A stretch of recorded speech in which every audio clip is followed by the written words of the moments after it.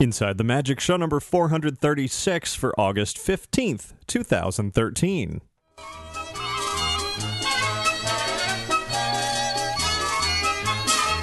It is Thursday, August 15th, 2013. This is show 436 of Inside the Magic, and as always, I am your host, Ricky Briganti. We have a very special show for you this week. It is a trip to the 2013 D23 Expo. That is all I'm doing this week because it's huge. It was a 3-day event out in Anaheim, California, and it's going to be a pretty monumental occasion here as I run through sort of beginning to end what I encountered throughout those 3 days. So sit back, get ready to enjoy all of the highlights of this mega Disney event. Of course, before I get into all of that, I want you to visit our website over at InsideTheMagic.net. There you'll find all of our podcasts, lots and lots of videos from the expo, and of course many other things, lots of photos, plenty of news articles, and well, a whole lot more.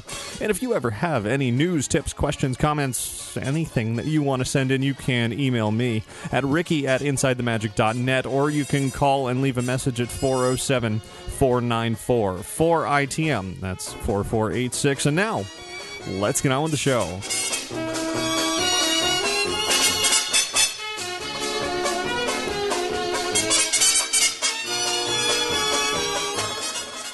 This week's episode of Inside the Magic is brought to you by Magical Travel. Walt Disney World is offering to save you money all summer long, all the way to the fall.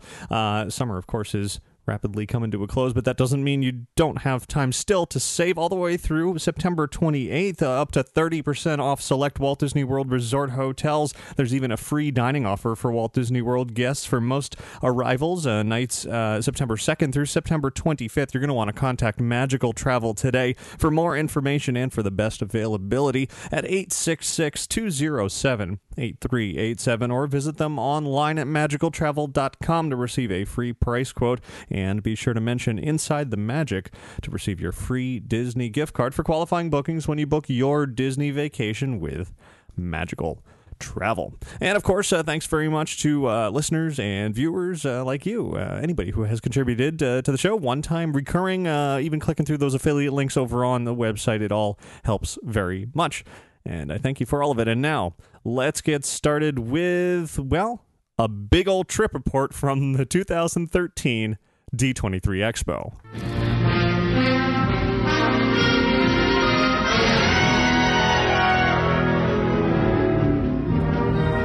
Foregoing the regular format of this show, no trip from around the world this time because we're taking a trip to Anaheim, California at the Anaheim Convention Center to do nothing but talk about the big 2013 D23 Expo. I've been to the one in 2009, the very first one. Went to the one in 2011, and honestly, between the three, the 2013 Expo, I think I had the most fun. It was exhausting. I got very, very little sleep. Even now, several days later, I'm on very little sleep, which is why the show has been delayed for a few days here till Thursday, rather than showing up on Sunday, Monday, Tuesday, or even Wednesday for that matter. I've been working hard to put together an excellent show for you, sort of recapping all of the excitement that went on throughout the course of this big event. So before we get into all of that, I do want to just mention one quick thing that has nothing to do with the Expo, actually has to do with another special event recently that I covered, the San Diego Comic-Con, which I also left very exhausted from, but that was a ton of fun too. I want to say thank you to everybody who voted for me in the GameSpot costume contest for Comic-Con. I think I ended up in either the top 7. I was either number 4 or number 5. I'm not really sure. Apparently, I'll be receiving a 3D printed version of myself. Hopefully, if they kind of get their act together. I haven't actually heard from them yet, but if all goes according to their rules, I should be one of the winners there. So thanks very much to everybody who voted. I will stop spamming you with messages on Twitter and Facebook about that now. Anyway, so now jumping into the D23 Expo, what I'm going to be doing here is a day-by-day report through my eyes. Of course, everybody's experiences at the D23 Expo very, very different. There's so much to see, and only 3 days to do it. You really have to cram whatever you can into the schedule. There's overlapping presentations, and it is literally impossible to see it all. And you know that because last week here on the show, we talked to D23 head Stephen Clark. He offered some tips to get the most out of the expo. I had a lot of you come up to me throughout the expo and say that was very helpful. You listened to it on the car ride. You listened to it on the plane ride. You listened to it while walking to the expo. I don't know. But I'm glad that was a big help for you to plan. It certainly was for me. And I think I made the most out of this event that I possibly could. I'm really going to be focusing on the biggest, the most major elements of the expo. That is the arena presentations, a couple of the smaller ones, the show floor, the biggest pavilions, and, well, the finale of the Optimist as well that went on during the expo. Very, very exciting there. So we're going to start off this journey, this adventure through the 2013 D23 Expo on press preview night. Now, the D23 Expo was a 3-day event, Friday, Saturday, and Sunday, August 9th, 10th, and 11th. But the night before, on Thursday, August 8th, I was invited to have a 2-hour preview of the Walt Disney Parks and Resorts Pavilion. As it turns out, this was one of, if not the most impressive part of the D23 Expo. It was phenomenal. I cannot emphasize how much I wish I could have just spent all 3 days walking through this pavilion and looking at every little tiny detail throughout here. The Imagineers, in lieu of making big announcements, of which there were essentially none at the Expo. There were small announcements, little things here and there that I'll talk about as we go through all these days. But for the most part, it was just sort of a celebration of, well, in this case, 60 years of Imagineering, an impressive history, and an impressive pavilion on the show floor at the Anaheim Convention Center. So, showing up there Thursday night, I walked up to what was essentially a replica of 1401 Flower Street in Glendale, California. That is Imagineering headquarters. I've had the great pleasure of going to the actual 1401 Flower Street a few times over the years, and walking up to this was sort of, it's like a Hollywood version or a Broadway version of it. You know, not an exact replica, but sort of the feeling and the inspiration from the actual home of Imagineering. And let me say, as I walked through here, the 2 hours just absolutely flew by. I couldn't believe how quickly that went. I returned one more time later. As I said, I tried to cram things in. And so I'll talk a little bit more about this pavilion a little bit later in this report, but for now, just the highlights of it, because, I'd be here for like hours describing every little tiny detail. So you walk into this pavilion, and it really looks like you've stepped inside Walt Disney Imagineering. They set up sort of a lobby, and there they play this wonderful intro movie on 2 screens on either side. You can head on over to our website and YouTube channel to watch that, kind of set the stage for what you would be walking into. And then once inside, there were most definitely front and center some very, very interesting things. Disney had said they weren't going to be announcing anything huge at the expo, and yet they wanted to offer a little tease.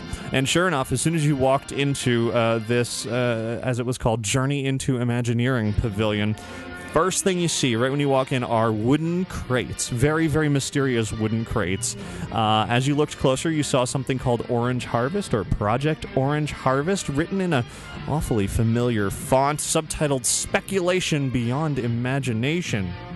Now, you think about this font, and you kind of put 2 and 2 together. If you're a big Star Wars fan, you know that Return of the Jedi had the code name Blue Harvest, and had a similar tagline on that as well. And so, sure enough, Disney was, in fact, teasing Star Wars. Something. We don't know what. They're working on something for somewhere. That's essentially the gist of it. There were cute little nods to things that were Star Wars in here, and, things that they enjoyed sort of toying around with. In fact, standing right there when I walked up was Imagineer Jason Sorrell, and if you've ever met him or you've seen him on a presentation or even heard from him online or even on this show, you know Jason's a little bit of a ham. And this evening was no different. I tried to coax some information out of him for what Disney was working on for Star Wars, and, well, that didn't really go so well. Here's what Jason told me that evening in that pavilion about sort of, kind of, maybe Star Wars. I'm Jason Sorrell, senior show writer with Walt Disney Imagineering. Excellent.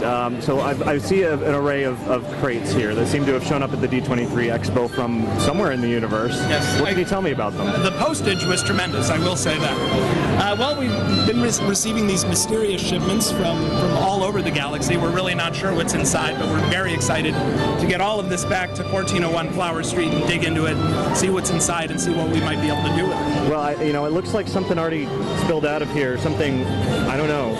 The shape looks a little familiar. Yes, and if you've seen the 6 Star Wars films, you know that R2-D2 has a mind of his own, and True. He does appear to have wandered off. He did mention wanting to ride Star Tours, oddly enough. We asked if he didn't mind coming back for tomorrow morning when the guests arrive. So here's to hoping. Sure. It's R2-D2, so... Okay, so you can't keep R2 in the case, but these other ones seem to be fairly unsullied, except for maybe some paint samples. There was an accident. I don't know. I think some of the bantha milk may have had a problem. I'm just saying, and unfortunately, might have dripped down on C-3PO a little bit. So now I'm looking, and we've got racing engine. I'm thinking pod racing, perhaps there. I don't know what's in there. I'm seeing lightsaber assortment. There seems to be some sort of, I don't know, Star Wars theme going on here, I would assume. I don't know. We got to get inside. We don't want to open it here, though, because of the tight. I forgot my crowbar.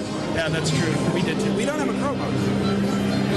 So we got to get back to the home office before we get into these things. Now, from the thermal detonators, the bantha milk, the C-3PO, etc., am I to assume that this means Walt Disney Imagineering is working on something great for Star Wars? Well, for 25 years we've had an amazing partnership with Lucasfilm, and now that they're actually part of the Disney family, as Imagineers, we're incredibly excited to actually get into the world of Star Wars and see what we might develop as we move forward into the future. So, needless to say, we're really excited to explore those possibilities. And those possibilities are not to be revealed today, I assume. I don't know. As you say, we don't have the crowbar, so we can't actually open the crates. But, if we had a crowbar, it might be different. But. Well, guests coming out here to the D23 Expo over the next few days, can they anticipate having some nice Star Wars-themed chats with yourself and other Imagineers here? Yeah, we will have Imagineers throughout the pavilion all weekend, including right here with our little project, and we're really anxious to actually talk with the fans, interact with them, and share the enthusiasm that they have for Disney, which we certainly share. So when the first fan comes up to you and says, "Is Star Wars Land coming to Walt Disney World?" what would you say? I would say for 25 years we've enjoyed an amazing partnership with our... I think I know the rest. Well, excellent. It's very exciting to see something Star Wars going on. Obviously, Lucasfilm, the purchase, huge part of the Disney company. Yeah, very exciting. Whatever it is that you are working on Star Wars, other than what you just told me, what does it bring? I mean, Star Tours has been a great attraction over the years. Let's say, just assuming there's more Star Wars attractions, or a restaurant, or whatever it is. What does that bring to a Disney theme park? Well, honestly, the one thing that the Star Wars universe shares with Disney is great characters and great stories. So they make a natural fit for our theme parks, as we've demonstrated with Star Tours, Star Wars Weekends, Indiana Jones Adventure, Indiana Jones Epic Stunt Spectacular. The Lucasfilm properties have shared that core Disney DNA of great characters and great storytelling. So obviously, as Imagineers, we're incredibly excited to get into that enormous sandbox and play with it in the years to come. And that playing is happening now? Well, we got to get these crates back to the home office. If only we had a crowbar. We weren't thinking. I'm coming back tomorrow with a crowbar. That could be a problem. They won't let me in the door. All right. That's true. It's a very secure environment here. And I never did show up with that crowbar. As much as I wanted to, I don't think they would have let me in the building with the big old metal crowbar and start prying into various displays there. So that's about all we got for the entire weekend from the world of Star Wars, much to everybody's dismay, hoping for attractions or restaurants or whatever I was hinting at or trying to imply there. We got nothing. So really, it was just simply time to move on from there. Nearby, though, in the same pavilion. I should also mention, actually, before we move on from Star Wars, there were some blueprints sticking out of one of those crates. One of the crates seemed to have popped open. So if you looked real close on the blueprints, on the corner of something, you saw the Star Wars logo, you saw the word Jedi. Yeah, that's about all you saw. Unfortunately, the blueprints didn't really mean anything. It was all speculation beyond imagination, as they said. So, shifting over to the left, there was another particularly eye-catching exhibit. It seemed to be a workspace, a cubicle, a desk, a lot of sort of bright colors around the area, a lot of natural elements, and as you looked even closer, you saw a plant that was glowing, a vibrant green color. You saw a metal case that was open with a floating, very mysterious rock in it, and it quickly became apparent that this was indeed the world of Avatar. Walt Disney Imagineering was showing off well, again, not really a whole lot. It was kind of an exploration of Pandora, if you will. In fact, that's exactly what it was. Talking to the Imagineers, standing at the Avatar area, much like talking to Mr. Sorrell there about Star Wars, the Imagineers had their own, agenda, if you will. They apparently had recently returned from the great land of Pandora on a research trip and brought back with them a variety of pieces of inspiration for what will eventually become the Avatar area of Disney's Animal Kingdom. Now, what does that mean? What is contained in there? Well, I tried to get some information about that as well. And you can imagine how well that went. Here, talking to a wonderful guy named Brandon, a great Imagineer, has worked on projects like Buena Vista Street and Trader Sam's. And, you would think he would have something to share about Avatar. And, well, here's what he had to say. My name is Brandon Kiley. I am a set director at Walt Disney Imagineering and currently working on this little project here, so staying busy. So Avatar, it's been almost a couple of years since it was announced for Disney's Animal Kingdom. Where are we in the project, or where are you for that matter in the project? A lot of research, a lot of, all of this is stuff that we brought back from Pandora. So for me, working on this, it's nice to be able to actually study, weaponry that the Na'vi have made and stuff like that, looking at the blades. The textiles that you'll see and the feather work and all of that type of their ceremonial outfit. There's a ceremonial headdress up in that corner that's pretty cool. So for me, this really helps me because I'm going to have to recreate a lot of this for when we get into the park. So you're telling me that the artifacts, the floating rock over there, the glowing plant, these are all piece of unobtainium. These are all straight from Pandora. Straight from Pandora. Straight from our lovely hiking boots. Straight from Pandora. My husband wants those back. Those are some rather large boots. Who wore those? They do have. Those were actually from our Na'vi guide that showed us around Pandora. So that was very helpful. What did you learn from Pandora? A lot about, it's like when you study any culture, you learn a lot about how they live and their way of life and whatnot. So it's pretty fascinating to see how they operate, especially in relation to wildlife. The Leonopteryx, the Thantors, the Banshees, that type of stuff. The wildlife is very fascinating. On top of everything else. So as a Walt Disney Imagineer, what do you take away from Pandora and think, that'd be great for Disney's Animal Kingdom? Oh man, what do you not? Everything just kind of fits in. You think of what the original mission statement for Animal Kingdom was, and it fits nicely, and there's so much fun stuff to bring. You can, we've got our video running here that we were given that shows the wildlife and the beauty of Pandora, and then our trip there with the guys. It's just so much that you can bring that I think is really going to be a lot of fun. What about these interesting people looking at interesting things on that laptop? Yes, zoom in on the laptop there. You're going to see some familiar faces during our expedition, our trip. Hilarious. So there's Joe and Tom while they were out there studying. Yeah. They'll rotate some. There we are studying some of the local wildlife. So the imagery you're seeing here, you can imagine looking ahead, whenever Avatar makes it to Animal Kingdom, this is a good representation of the types of colors and textures and that sort of thing that we'll see. I think so. The only thing that we're not, well, we can kind of, if you take a look at the bean pod there, our pods, the way they, pulsate and the colors, that's one thing that's kind of tricky to represent here on a smaller scale is the plant life of Pandora. So I think that's one thing that everyone will really be blown away is when we study the plant life and the trees and even the smallest bushes are absolutely gorgeous. So I think the nightlife of Pandora will really be something that's going to be amazing. Animal Kingdom needs some good nightlife. Yeah, I think it'll really bring everything to life.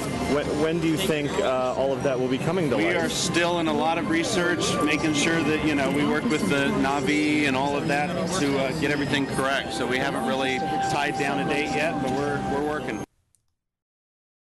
So, as you heard, again, not necessarily a lot of real firm information there, but if you sort of read between the lines, it's pretty clear that Avatar, when it comes to Disney's Animal Kingdom, is going to be pretty immersive, pretty.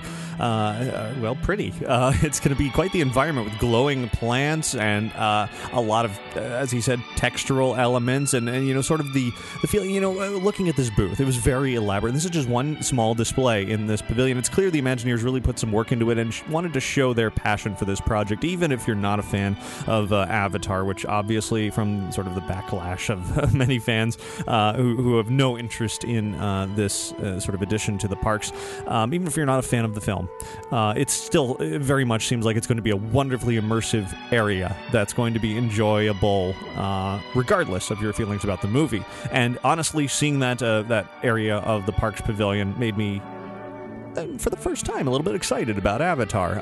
It's fun to step into a new world like that, and that's exactly what this tiny piece did. I can sort of get what they're trying to do, what they're trying to come up with, what they're trying to piece together to sort of give that feeling of Pandora. It doesn't have to necessarily just be Avatar. It's a new, fun area to explore. So, anyway, so there's that. Another really interesting new bit that was included in this Parks Pavilion, the Journey into Imagineering, around the flip side to those two exhibits was a large display with a large Captain America shield, and that is where, on this press preview evening, Disneyland President Michael Colglazer opted to sort of welcome everybody into the pavilion, and shortly after his welcome, you can imagine who showed up next. It was the debut appearance of Cap himself, Mr. Captain America, the first time that Disney has unveiled a Marvel character like this for folks to meet and greet with. Of course, Cap is destined for the Disney Magic, part of the Marvel Avengers Kids area. And I was there as he made his very first appearance. You can see video of that over on our YouTube channel, but actually right now I want to play my very first conversation with Captain America as part of a Disney event. So, pretty exciting stuff. Let's hear it, Cap. Cap, can I ask you a question? Yes, sir. D23 Expo, what do you think? It's great. It reminds me of the USO show where we sold war bonds to support the war, World War II. I think Disney's happy to welcome you to the family. What do you think of Disney? Happy to be here. Happy to be here. It's an honor to be here. How did you manage to survive the events that we saw unfold in the Avengers? And the Avengers, well, sir, that was a chain of events, but that was just a film. There's a lot more that goes behind it than that, sir. So we should be looking forward to a lot more adventures. Looking forward to it, sir. Awesome, thanks. A fun little conversation with none other than Captain America himself. I do look forward to seeing more Marvel characters wherever they may show up eventually. The parks, you have to assume they're going to be there at some point. Not yet, certain, but eventually. But for now, it is, as I said, Disney Cruise Line, where Captain America is headed as part of that Marvel Avengers Academy area on the Disney Magic. There's going to be a kids area where, you're going to be able to have a lot of fun with Cap and other Marvel characters.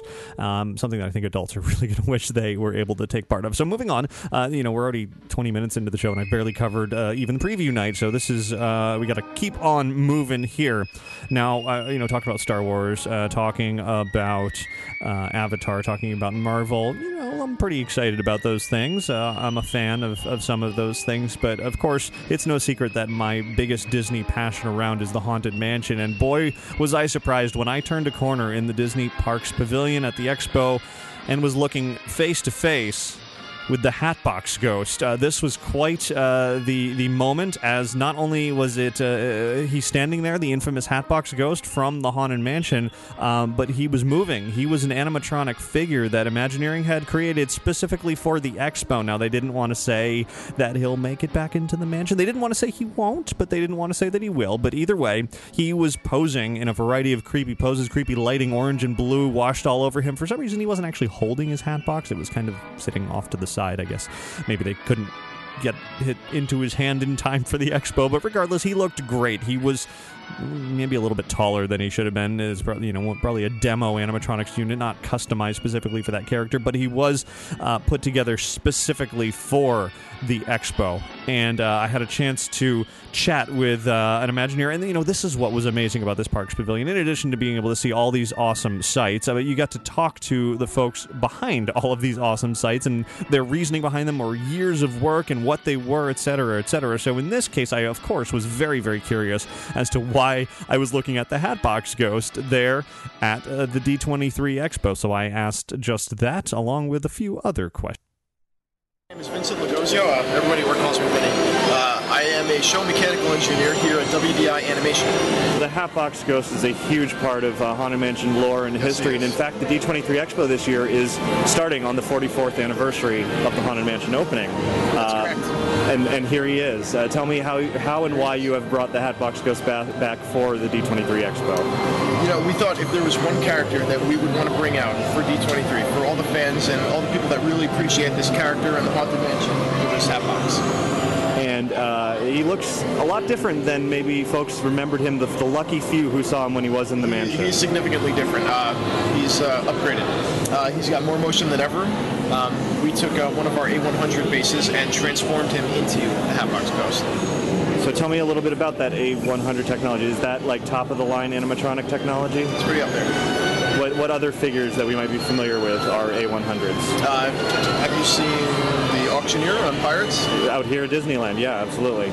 Yep. So he's one of them. That's one of them? Excellent. But clearly this is a very different character than the Auctioneer. Yep. Yes, he is. Hatbox is kind of his own character. And it was really cool. Actually, we should bring Liana in here, too. Liana, she is a show programmer and animator at WDI. And she helped bring Hatbox to life. Excellent. Well, tell me about programming an A100 audio animatronic. What does it involve? So the A100 is the top of the line for our old basic technology. So it involves this console over here. Okay. Is the way that it's animated. It is, as you can see right now, he's going into his pose-by-pose animation, and for the expo, we're actually going to be showing our guests how you do your in-betweens on an animatronic on this type of console, which is, I think, really unique to Imagineering, and I think it's really recognizable, so I'm hoping that all the guests will be really excited It's about a great demonstration, certainly very eye-catching.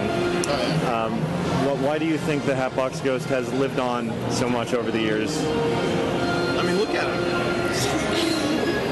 He's classy. Classy indeed.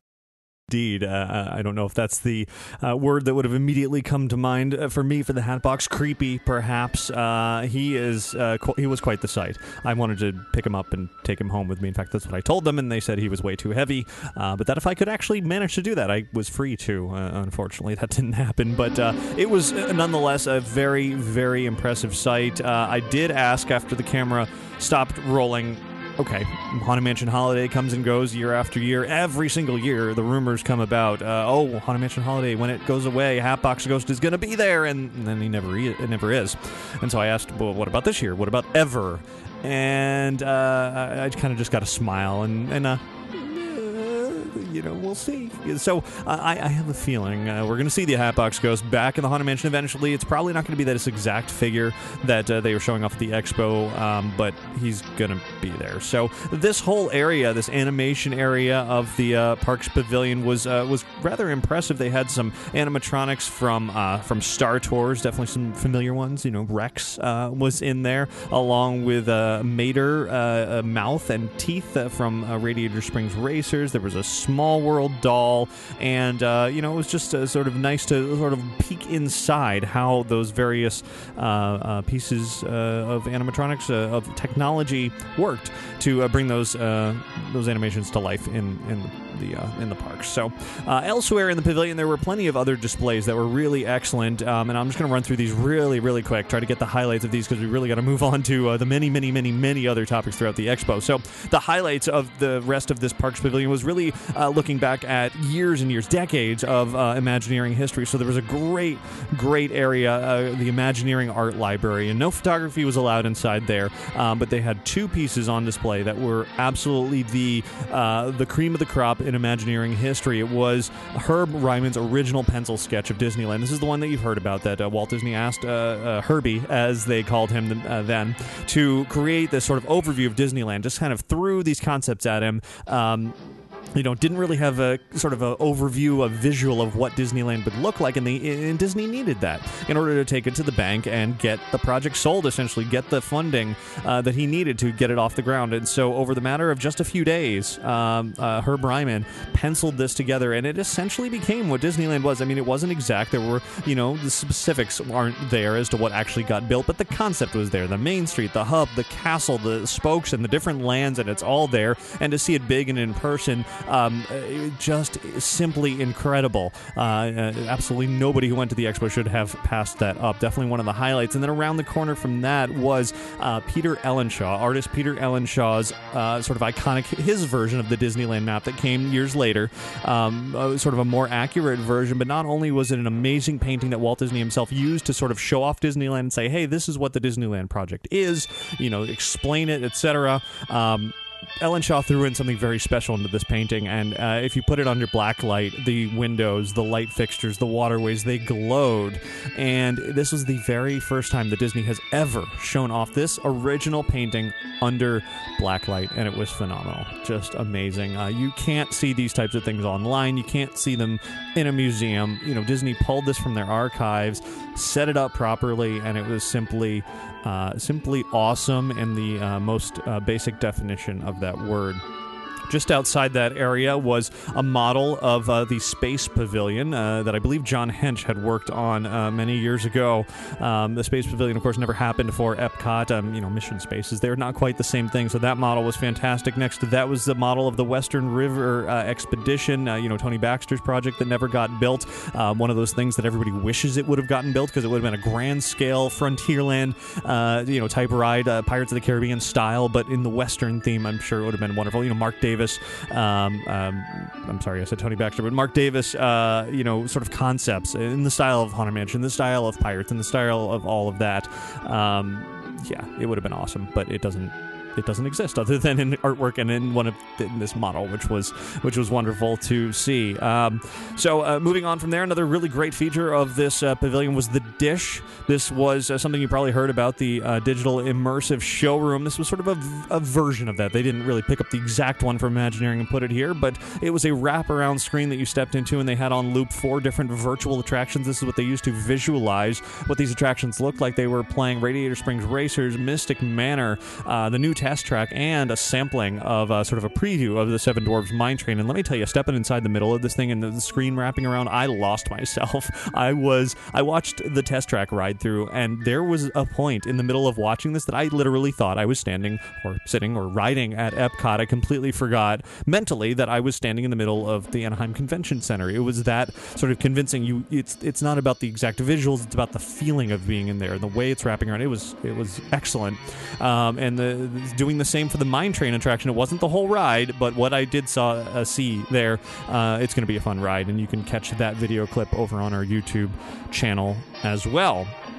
Moving on from there was an area called Dimensional Design. This is where they pulled out a lot of old maquettes from Walt Disney Imagineering, the halls deep inside 1401 Flower Street. Some great old maquettes from attractions over the years, including the Haunted Mansion, some of the original Hitchhiking Ghost maquettes, which was fantastic to see. This was all about model making. This was all about conceiving these attractions in a three-dimensional, sort of down, scaled down area. There was a great Astro Orbiter model, and talking to the guy who was sitting there, unfortunately I didn't catch his name, but he worked in this area, and he told me about the difference between model making years ago and model making today, where, years ago it was all tiny little details all put on by hand, and today they use high-tech 3D printers to make a lot of these things, designing it in the computer. So, the way things change over the years.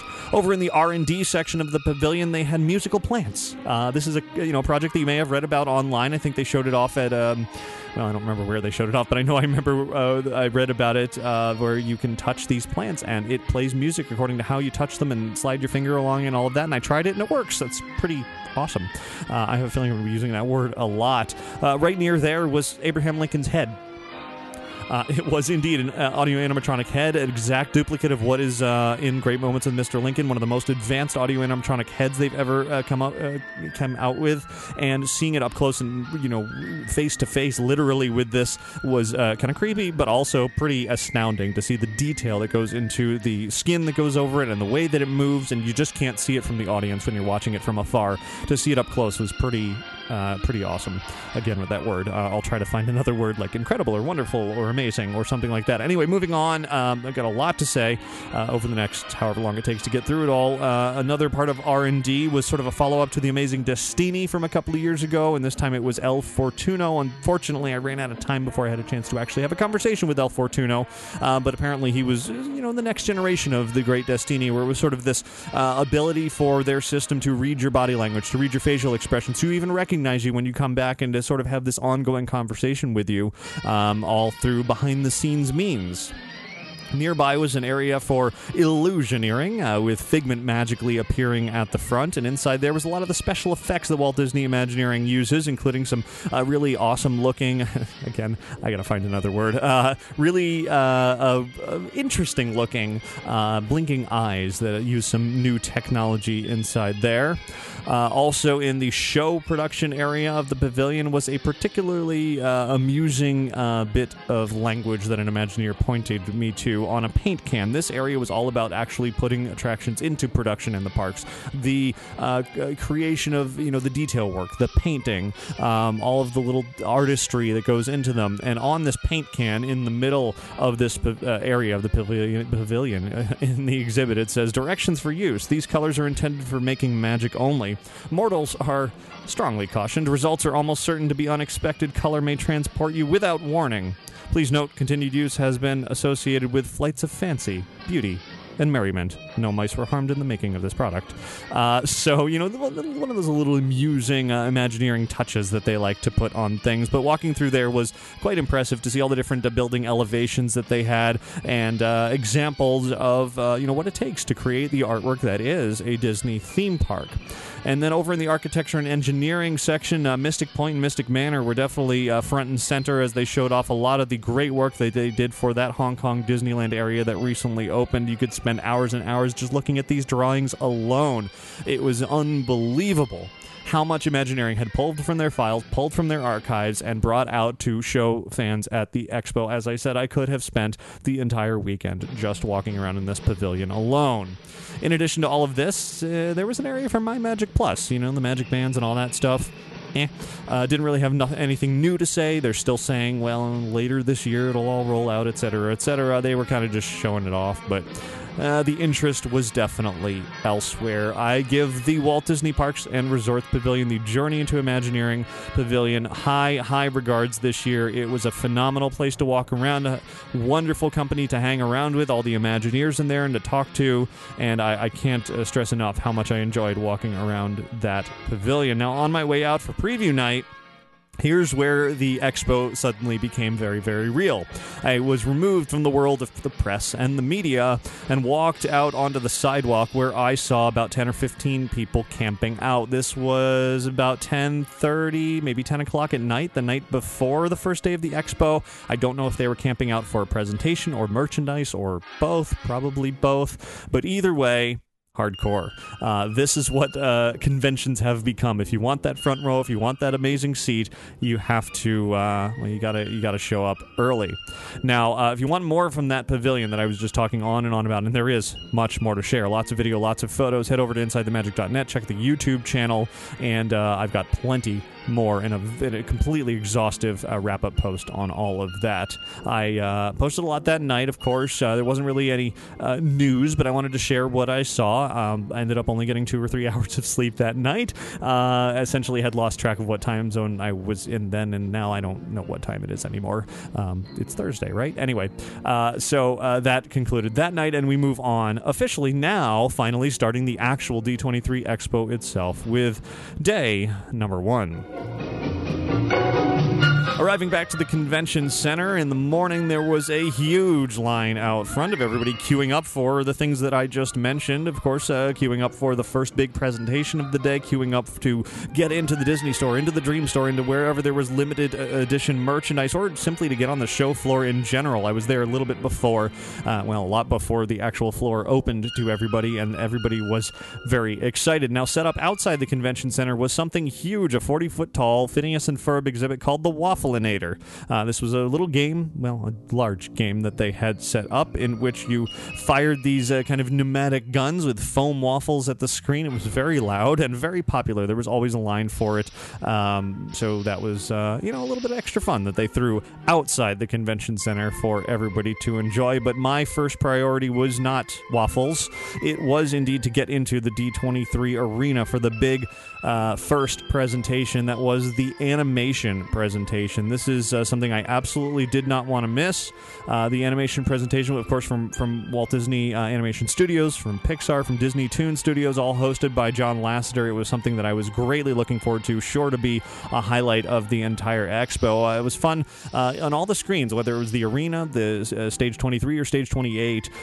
They added sort of the up on the screens live social media posts, pictures and Instagram and Twitter and all of that kind of stuff. From anybody tagging it with hashtag D23 Expo, they would pick certain quotes and putting them up on the screen for everybody to see. So a little bit of entertainment before the real show began.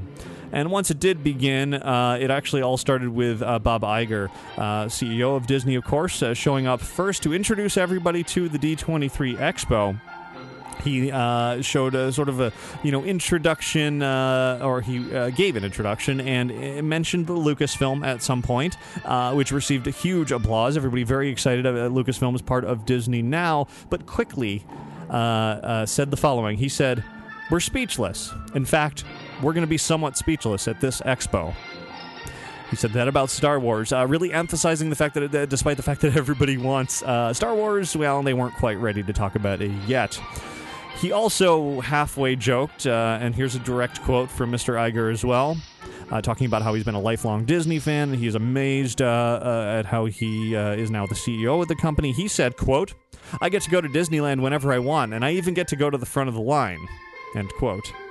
Everybody wasn't too sure how to react to that, but regardless, he was there and in person, which is more than could be said about 2011, which he was on vacation off somewhere with his family during the expo, so it was nice to see him there. I'm sure he realized he got a lot of flack for that last time around. So moving on, lots of highlights in this animation presentation. Again, a huge wrap-up over on InsideTheMagic.net where you can see lots of photos and video and information. I did lots of live blogging, thanks to everybody who followed along on Twitter and on the website for the live blog. It was great to sort of communicate live throughout all of these presentations. Really was a big hit. We had a huge few days over on InsideTheMagic.net and on Twitter and all of that. So thanks to everybody who tuned in live for all of it. But into the actual presentation itself, of course, as I said, it was sort of hosted by John Lasseter. He brought out many special guests. And one of the very first things that he showed was a great new short called Party Central. This is straight out of the universe of Monsters University. They showed the entire short. Can't wait to see it again. It was hilarious. Absolutely hilarious. It just got funnier and wackier and crazier as it went on. It was basically set in the world of crazy fraternity sorority party, but with the Monsters gang. And if you like the characters of Monsters University, which I'm sure you do, then you will love this short. It's going to premiere in front of Frozen, I believe, later this year, just a few months from now. So you will definitely enjoy that. It was highly entertaining. Moving on to The Good Dinosaur. This was a first look at the upcoming film, The Good Dinosaur. Showed off the characters from the film, which they kind of look exactly like you think they're going to. They're dinosaurs with Pixar-style faces, big eyes and sort of human-like personalities. It was revealed that these dinosaurs are going to be farmers in the movie, which was unexpected. The cast of the film, some of them were brought out. Bill Hader, Judy Greer, and Lucas Neff, who is going to play the lead character of Arlo in the film. They were all there, and other characters, or rather other actors who will be adding voices to The Good Dinosaur, John Lithgow, Frances McDormand, and Neil Patrick Harris, none of whom were there. But the trio was there. They kind of did, a little sort of back and forth comedy bit on stage. It was halfway funny. But anyway, The Good Dinosaur, I'm on the fence about that. I don't know. From what I saw, from the clips that they showed, I went from really excited to, well, we'll see. I don't know. Didn't really leave me with the best impression impression right away, but there's still, I'm sure, much more to come from that. Now, however, the next Pixar film that they showed off, Inside Out, this one I'm really excited about. This is centered around a young girl named Riley, has to uproot her school life, move to a new city, and we see what's going on in her head with a great cast of characters that are embodying the various emotions that are in her head. Anger is going to be played by Lewis Black. Disgust, Mindy Kaling. Fear, Bill Hader again. Joy, the most important emotion, as they said, will be Amy Poehler. Sadness, Phyllis Smith. And then out on stage, Smith and Hader both showed up and hammed it up a bit on stage. Of course, that was the second appearance of Bill Hader up on the stage. And then we moved on to, I should say, they showed some sort of early clips, some voice work and some storyboards and that kind of thing for Inside Out. Funny. Very funny. Great look. Saw the characters, what they're going to look like. Great embodiment of these emotions, and it jumps around from different people's heads. It's not only in one person's head, but how everybody was feeling their emotions. There was a funny scene between sort of family dynamic at a table with the mom and the dad and the daughter, and how each of their emotions are reacting and controlling them. It looks great. This is, I guarantee Inside Out is going to be a wonderful Pixar film. Finding Dory was up next, telling a little bit about what the story is going to be. Of course, this is the sequel to Finding Nemo. In this case, of course, a traumatic event has triggered Dory's homing instincts, as they put it, sending her back where she came from. She's searching for her family. Her mom, Jenny, is going to be played by Diane Keaton. Her dad, Charlie, is going to be played by Eugene Levy. And Bailey the Beluga Whale is going to be Ty Burrell. And of course, Albert Brooks and Ellen DeGeneres will be back as well. And they didn't really have too much else to say about Finding Dory other than that, which was entertaining on its own. But then Bill Hader decided to come out and say, "Hey, why am I not in Finding Dory? I'm Pixar's Lucky Charm." Of course, we all know who Pixar's real Lucky Charm is. That's John Ratzenberger, who marched quite literally out onto stage as a surprise appearance with a marching band behind him, basically to show off, hey, I've been in 14 Pixar movies. What are you going to do about it? Challenging Bill Hader. So that was one of those amusing moments on stage that occurred. Next up, this was one of the highlights for the animation presentation for me, Toy Story of Terror. They showed 10 minutes of this upcoming Halloween time special, and I loved it. I loved it. I cannot wait to see the rest of Toy Story of Terror. This is going to be on ABC on October 16th.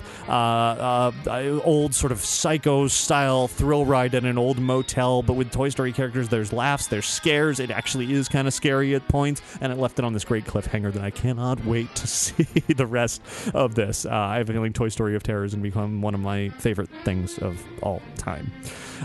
Next up, they moved on to Disney Toon Studios, and everyone let out a collective yawn as they tried to get everybody excited about this, other Disney studio that was previously producing things to DVD and sequels and all that kind of nonsense. And they talked about Disney Fairies movies that are coming up, something called The Legend of the Never Beast, and whatever. But attention quickly picked up as they started talking about the Pirate Fairy, because at that point it became clear that this Pirate Fairy film for the Disney Fairies series is going to be may actually turn out to be something kind of special. It's going to be starring Christina Hendricks and Tom Hiddleston, both big names, both of whom were there at the expo, much to everybody's surprise. Tom Hiddleston was announced as playing he's kind of a young sailor named James, and he's somebody. Who is it? He's Captain Hook. That's what it was revealed. It's a young Captain Hook before the Hook, essentially, so a prequel to the Captain Hook story, sort of the backstory behind him. And as Tom Hiddleston, of course, best known as Loki in the Thor movies, the first one and the upcoming second one, as he was on stage, he talked about his early days at Disney. In fact, everybody did. There was a theme with all the celebrities on stage throughout all these big presentations. They were always asked, what is your Disney connection? Are you a Disney fan? And they went through stories about how they loved this Disney or that Disney when they were growing up. And his story was that he auditioned years ago using a song from the Jungle Book as part of his audition. And then, of course, the audience went crazy and screamed, "Sing it, sing it!" He wasn't planning on it, and, well, everybody kind of convinced. For the bare necessities, the simple bare necessities.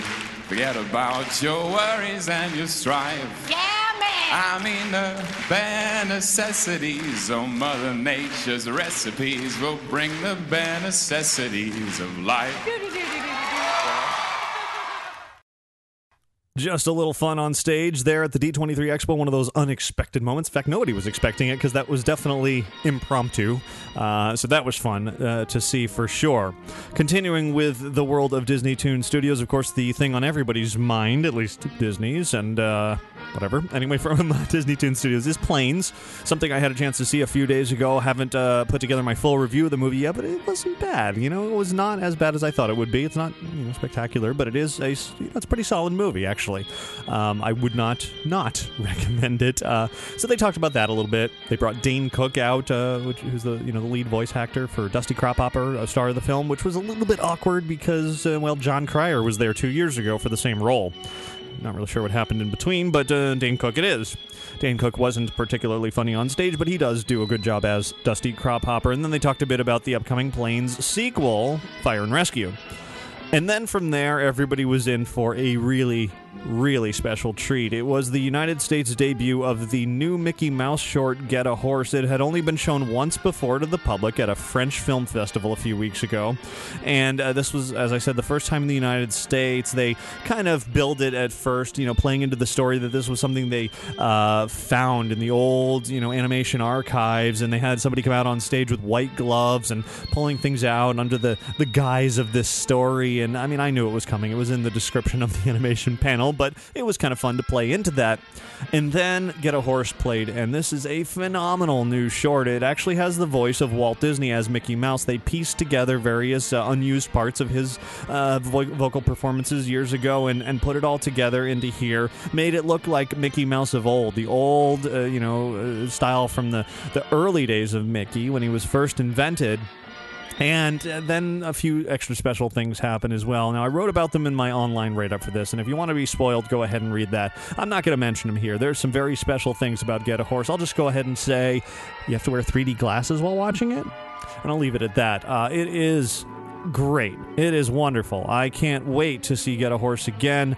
Now that I think about it, maybe Get a Horse is playing in front of Frozen. I honestly can't remember at the moment. Either Party Central or Get a Horse is, and then the other's going to play in front of something else. Either way, as soon as you find out that Get a Horse is playing in front of a movie, you got to go see that movie no matter what it is, because it is a phenomenal new short. Then into the world of Marvel. Now, here's a movie I wasn't too sure about when it was announced. Big Hero 6. It's kind of this obscure comic book about these, ragtag, if you want to use that word, band of superheroes, kind of regular people taking it upon themselves to be superheroes. And going into this, I wasn't really sure what to make of this. But after they showed off clips and the characters and sort of this sizzly teaser introducing all the characters, this looks great. I can't wait for Big Hero 6, set in this great world of San Francisco, this mashup of the cities, and it really looks like a fun movie, pure and simple. It's going to be a good sort of superhero-y times, but in a very different style than The Incredibles was. So I'm now really looking forward to this film.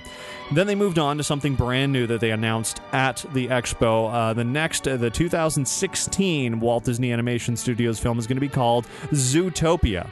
It's from Tangled director Byron Howard, and they're calling it a buddy action comedy in an animal world where humans never existed. So what if animals were, very anthropomorphic? They were very human-like, but they were just animals. They were never human. So how does this world work when it was animal designed? Well, you've got places like Tundra Town, Sahara Square, Rainforest, Wild Times, Animalia, the Burrow, and places like that. It kind of resembles Las Vegas, but with animal twists. There's like a mountain or a palm tree, but they look like that, but they're actually hotels. And I don't know. I was honestly very confused by the whole concept. It's very early on. They showed a lot of artwork, but it didn't sit right with me quite yet. I'm hoping that it gets fleshed out quite a bit more, because after being really excited about a few of the other projects, Zootopia just wasn't doing it for me. And then concluding all of this was, of course, the movie that everybody is really looking forward to, and that is Frozen, coming out in just a few months in November. All we've seen really so far up until this point was really nothing. we saw a teaser, and that's about it. But this was their first opportunity to really show off what Frozen is all about. They showed some clips that were quite impressive, really introducing Anna and Elsa and the other characters in the film.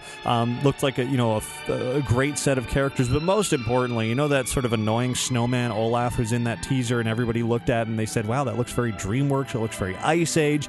It's not. They showed Kristen Bell was there, she's the voice of Anna. Josh Gad was there, he's the voice of Olaf. And after bringing him out, they showed a sequence starring Olaf singing a great song about how he is a snowman and he doesn't quite realize what happens to snow and ice when summer comes. And he was really looking forward to summer. It was really, really funny. That completely changed my perspective about what Frozen is all about, what it's going to be. I'm quite looking forward to seeing Olaf, the character, now that I've seen that, which is great. I think it was just a poor teaser decision with what they came up with there. So now, finally, there was a grand finale to this whole presentation. It was a first performance of a song from Frozen. The song is called Let It Go, and it was performed by the voice of Elsa, Idina Menzel. John Lasseter introduced her, and throughout the performance, it was, it was a great song. It was a song that I'm going to play for you right now, at least a little.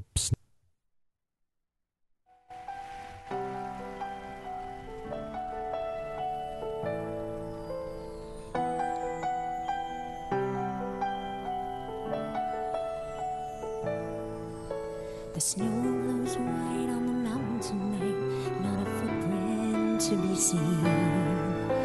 A kingdom of isolation, and it looks like I'm the queen. The wind is howling like this swirling storm inside. Couldn't keep it in, heaven knows I tried.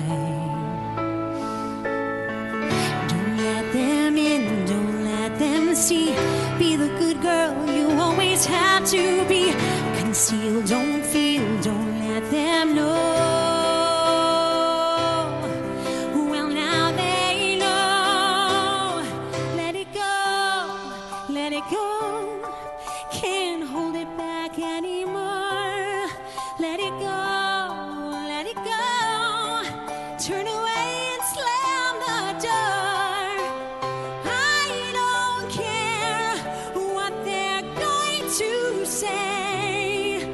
The storm rage on. The cold never bothered me anyway. And that's all I have to share with you from that song. She did perform the whole song there, and it was sort of more of what you just heard there. They also included some effects in the theater, some snowing confetti and lots of lighting, and really immersed everybody in the audience in the world of Frozen. And the more I hear that song, the more I kind of like it. The first time I heard it there live, I was like, yeah, that was all right, and it's getting a little catchier the more times I listen to that clip. So that was the end of the animation presentation. Pretty exciting stuff there. I think my takeaway from it all is that Disney is coming out with some amazing animated films. There's some that I'm about, but for the most part, it is just a wonderful, wonderful lineup of Disney feature animation and short films and TV specials, and it is a great time to be a Disney animation fan. From there, I hopped over to another presentation on a much, much smaller scale, but no less interesting. It was one given by none other than Marty Sklar, of course, somebody who worked hand in hand with Walt Disney for many years, writing his speeches and helping to open all 11 theme parks. In fact, he's the only guy who's ever done that, opening all 11 theme parks around the world, Disney parks. And he was there at the D23 Expo to promote his brand new book that just came out, Dream It, Do It. It is essentially his memoirs, his stories over the years, and it was kind of funny when he came out on stage. He said, they asked me to do a presentation on my book, and he said, well, it's all in the book. And then he started to walk out. And so obviously, just joking, he moved on to show, and unfortunately no photography, no video was allowed during this presentation, so I can't really show anything from it, but I can recount some of the highlights, which was he ran through a series of hidden Martys, sort of these very amusing photos, in which, rather than a hidden Mickey, it was Marty Sklar kind of popping up in these historical photographs. In the background, you might not even realize he's there until they pointed him out with, presidents and dignitaries and all of that kind of thing. And from there, starting off with a laugh like that, he talked about the book specifically, and, he said when he sat down, he was like, how do I, how does someone write a book? Do I really have something worthwhile to say? And he decided the best way to approach it was to organize his life in reverse, take where he is now and work all the way back, as far back as he could possibly remember, about something interesting, stories that he thinks people would want to read about. Certainly stories about Walt Disney, as he said, the person, the leader, myths, legends, and really that is what the book is. It is his life on pages. He said he wrote this entire book, a 400-page manuscript, by hand. He wrote it longhand. I swear my hand is cramping up just thinking about that. He showed a lot of videos in the presentations that were very entertaining, very interesting, very informative, things that have been recorded over the years of him giving like a tour of his office or a tour of the animation studios, etc. An interview with Leonard Maltin, a lot of really interesting things said there. At one point he mentioned that a lot of those quotes that you know as attributed to Walt Disney, those were actually Marty Sklar's writings, and Walt just said them. I mean, technically they're his quotes, but Marty actually wrote them, which is, it's not terribly unusual, but it's just interesting to think that when you see, so-and-so, blah, blah, blah, blah, by Walt Disney, well, it's a good chance that Marty Sklar wrote it. So, I haven't had a chance to pick up the book yet, or read it for that matter, but I definitely will. Dream It, Do It is the name of Marty's new book, and it's one definitely worth picking up. And then, not a lot of time left on this first day of the expo. By then, animation presentation, Marty Sklar's presentation, a lot of the good chunk of the day was already moving on. But I tried to, as I've said already, cram as much as possible into every possible minute of the whole thing. So I walked out onto the show floor at this point without a terribly specific schedule for the next couple of hours. And who do I see? Well, Marty Sklar sitting there once again. He's in the talent roundup area. After these panels take place, a lot of the panelists would head over to this special area on the floor, and those who waited in line to meet them would get to do just that. You get a photo, you get autographs, a nice opportunity if you were willing to wait to see some of these things. Now, finally, after all of this, what I was really, really, really eager to go see what was going on with was the continuation of The Optimist. So I walked over to the Disney Cartography booth. This is Wallace's booth. If you were following the game, if you were following my recaps of it, this is one of the characters of the game that was having a website and a Twitter account where he was sending out clues for everybody to follow, really essentially hosting the game. And his booth was great. Of course, he was there.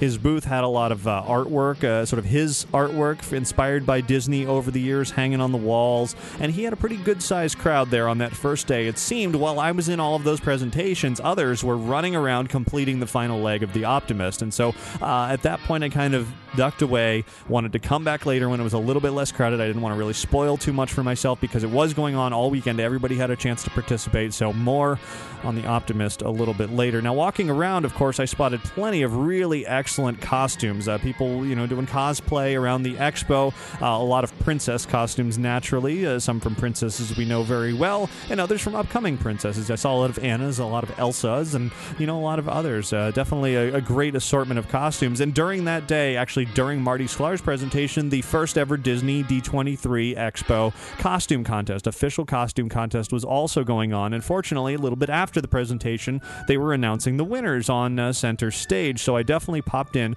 over there to check out and see who took home the big prizes for the costume contest. I heard the actual costume contest itself was a little bit of a mess. Everybody was supposed to bring some 1-minute audio clips, CDs, whatever, that they could play while walking out on stage, and I guess that never worked, so everybody just walked out in silence, and that upset a lot of people. But that aside, the winners ended up being really great. They showed off some honorable mentions as well, but one of the winners was a really excellent, sort of accurate Merida costume. There was a kid who had a wonderful Rocketeer costume in the category of original, sort of inspired by costume. There's this great I don't even know what to call it. It was a costume made of Disney characters, just artwork of Disney characters sewn intricately into this great dress. Definitely a really unique costume. And then there was a very elaborate, perfect, spot-on representation of Giselle and Edward from Enchanted.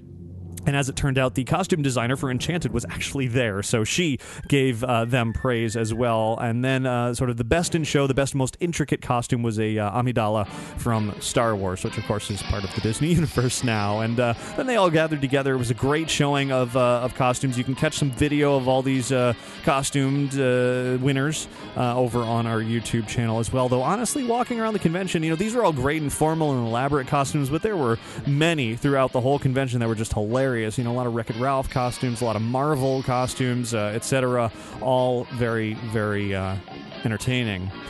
So at that point, it was time to circle back around. It had been a couple of hours since I made it back to the Optimist booth, and I really wanted to have my chance to meet Wallace himself and talk to him a little bit about what the process was throughout the weekend. I wasn't sure how long it would be running and how I could finish all of the ongoing alternate reality game that was the Optimist, and I wanted to make sure that I squeezed it into my very, very packed and busy schedule. And so I did, in fact, have a chance to sit down with Wallace himself, who I've talked about for so many weeks now here on the show. And here's a conversation. Mr. Wallace. Somebody else named Press. It's very popular. Well, my real name is Ricky. Ricky Brigante? You got it. Inside the magic. You know it. I'm here, and I'm pointing a camera at you because, as you're, I'm sure, now aware, there are many who have been following along with your adventures, courtesy of me and all of my friends. And so now here I am face-to-face with the guy that I was watching the live stream of the other day, from my phone from downtown Disney in Florida. How's it feel, Ricky? It's good. I've received interesting things in the mail over the last few weeks, and it seems like there's a lot of important things that you've wanted to share with people. I'm guessing you mean that you received a postcard? The postcard might be waiting for me at home. Okay. I might have missed that one. I received a record. Oh, fantastic! Yes. Which at first was just some great Sherman Brothers music. Yes. And then there were some other things going on there. What is your motivation behind sharing? My motivation, as I keep saying, is a better tomorrow. A great, big, beautiful tomorrow. Because, of course, I'm inspired by the original Disney visionary futurist, Walt himself. Absolutely. Who was, of course, a great artist and I keep wanting to look at the camera. Hello out there. He was, of course, a great artist and entertainer, but a visionary and futurist, who, because of that, had some secrets, some of which he kept, some of which we're discovering, and that's what this process has been about. Right. And my great joy this weekend is meeting you and everybody who's been part of this experience, because it truly has been a journey. Well, it's great that you are here. D23 Expo is all about celebrating everything Disney. I just went to Marty Sklar's presentation a little while ago, looking at a lot of history and Imagineers from the past, and it's nice to see somebody sort of looking back at some of that, but seems to be some other things going on there that maybe aren't in the Disney history books. Well, those Imagineers, especially the legendary Imagineers, are certainly a great inspiration to me, but they're also what lead us into a better tomorrow. And that's been a big piece of this. Well, and now we're on the last leg of the journey. Yeah, that's sad. It's been fun. Well, I'll say the last leg of the journey for now. For now. Okay. And from here, we've built a community that's ready to move into a better tomorrow. So, with that in mind, if we may, I want to get you started on the last leg. Please do. This is my new artwork. It's very nice, as all your artwork is. Thank you, Ricky. And may I say I've been deeply grateful for all the support and all the comments that you've left online. Good. It's really wonderful, especially to meet those of you who have been very dedicated optimists through this whole process. So, you know that I'm a great fan of Disney projects that might not have seen the light of day or are rarely seen by the public. So I pulled some strings and got some artifacts out of the Disney archives. Very nice. I hope you'll enjoy them, and of course I want you to appreciate them for all that they are, but I know it won't surprise you if I tell you might find some deeper meanings, some hidden truths, symbols. So our journey begins at the World Clock model, which you're going to find just down the aisle in the silent auction. Okay. So make sure you keep the map with you at all times. you may see some other participants looking for clues. I encourage you to have discussions with them. In some cases, you'll actually need them to get a full answer as you're looking today. I'll give you my business card. I know you have my website. I do. And my Twitter feed. But there's an additional message for you on the back. Oh, okay. So I'm going to give that to you. And, of course, I'll be here. Are you here all weekend? I am. Fantastic. I'll be here with my assistants all weekend, and you can come and ask any questions while you're Check back. Well, I have one more question for you before I get up. At Marty's presentation a little while ago, sitting in the front row was none other than Bob Gurr. I saw him briefly on your stream the other day, and something happened at the end. Just as he started to, talk about technical snafus. Yeah, that's it. Because everything sort of ended real quick. You know how bandwidth can be. That's true. It's difficult to control these things. It happens. All right, well, it's a pleasure meeting you. Well, let me tell you this before you go. Sure. You are headed towards a final message. Okay. I feel quite confident that you're going to receive it. I hope you'll be inspired by it. I hope you'll enjoy it. My friend Joe here has a little more information for you. And when you have the message, I want you to come back and see me again. I will do that. A little bit from good old Wallace himself. That began the journey that did not culminate for me until Sunday afternoon when I finally had a chance to kind of follow through it with it to completion. Although on Saturday I worked on it a little bit. It was sort of a little here and a little there as I had time. So we'll circle back around to that a little bit later in this recap of all things D23 Expo. But for now, that essentially concluded my first day at the Expo. Definitely not the end of my first day, because something even more wonderful and important was going on that evening, and that was heading on over to the Disneyland Hotel for our Inside the Magic meetup with Paul Berry from Window to the Magic as well. This is the third time we've done this, third Expo in a row. I'm sure we'll do it again in another 2 years when the next Expo rolls around, but this time was extra special. I think Disney realized that a lot of fans we're going to be showing up at Trader Sam's over the course of this weekend. Not only fans, but rather not only meetups, but just people in general. Big amounts of people. I'm sure they saw the RSVP lists, etc. For my meetup and everybody else, and knew that Trader Sam's would be horribly, horribly overwhelmed. So they put on a special luau event just outside Trader Sam's, just down the way, out in the lawn. It was actually quite a spectacular performance that they put on. A lot of decorations, a lot of seating. There was food out there. They essentially put on the old Tahitian terrace, a lot of Polynesian theme with dancers and warriors and all of that kind of stuff. And it was great to have that going on in the background while our meetup was going on. The meetup itself, of course, was a tremendous success. So many of you showed up. We didn't actually have any kind of account. We didn't take a group photo or anything. We probably should have, but it was a wonderful time where well over 100 people showed up. I don't know how many over 100. Could have been 150 for all I know, but people came and went throughout the evening. We gave stuff away, and it was just a tremendous amount of fun. So thanks to all of you who came out to conclude that very long first day of the D23 Expo. And now it's time to, it's almost time to move on to day two. Before I do that, I want to mention Capturing Magic, which is a pair of iPhone apps that are the ultimate tool for documenting and recording the magic of your Disney vacation, whether you are at Disneyland or Walt Disney World. Capturing Magic offers a helpful list of photo opportunities and memories to capture before, during, and after your trip. It is the perfect way to ensure that you don't miss any of those magical moments while you're in the parks. You can use it to mark down on your photos who's in it, what camera you used, and then export all that information later. Really keep everything nice and handy. The Capturing Magic iPhone apps are available now in the iTunes App Store.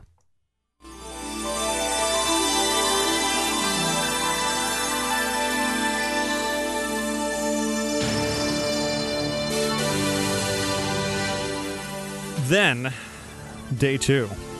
This is another really, really big day at the Expo. Not that all of them aren't big days, but day two in particular was rather large for a variety of reasons, one of which was I was helping Michelle out leading up to the Expo, and then on this day two, on Saturday, I was helping her with a costume of her own. Of course, I was Inspector Gadget for San Diego Comic-Con. I decided not to dress up for the Expo because I knew I was going to be juggling 49 cameras and live blogging and all that, and she was helping me out with that also, but even while in costume, which was pretty impressive. Her costume was very comfortable. In fact, the costume that we created together for her, if you've seen Monsters University, it was an outstanding version, if I do say so myself, of the pink girls, the sorority girls, with the pink face and the purple hair and the pink and purple outfits and all of that. She did hiss at some people throughout the convention, which was rather amusing. So that was a whole lot of fun to have her dressed up like that throughout the day. And our first destination for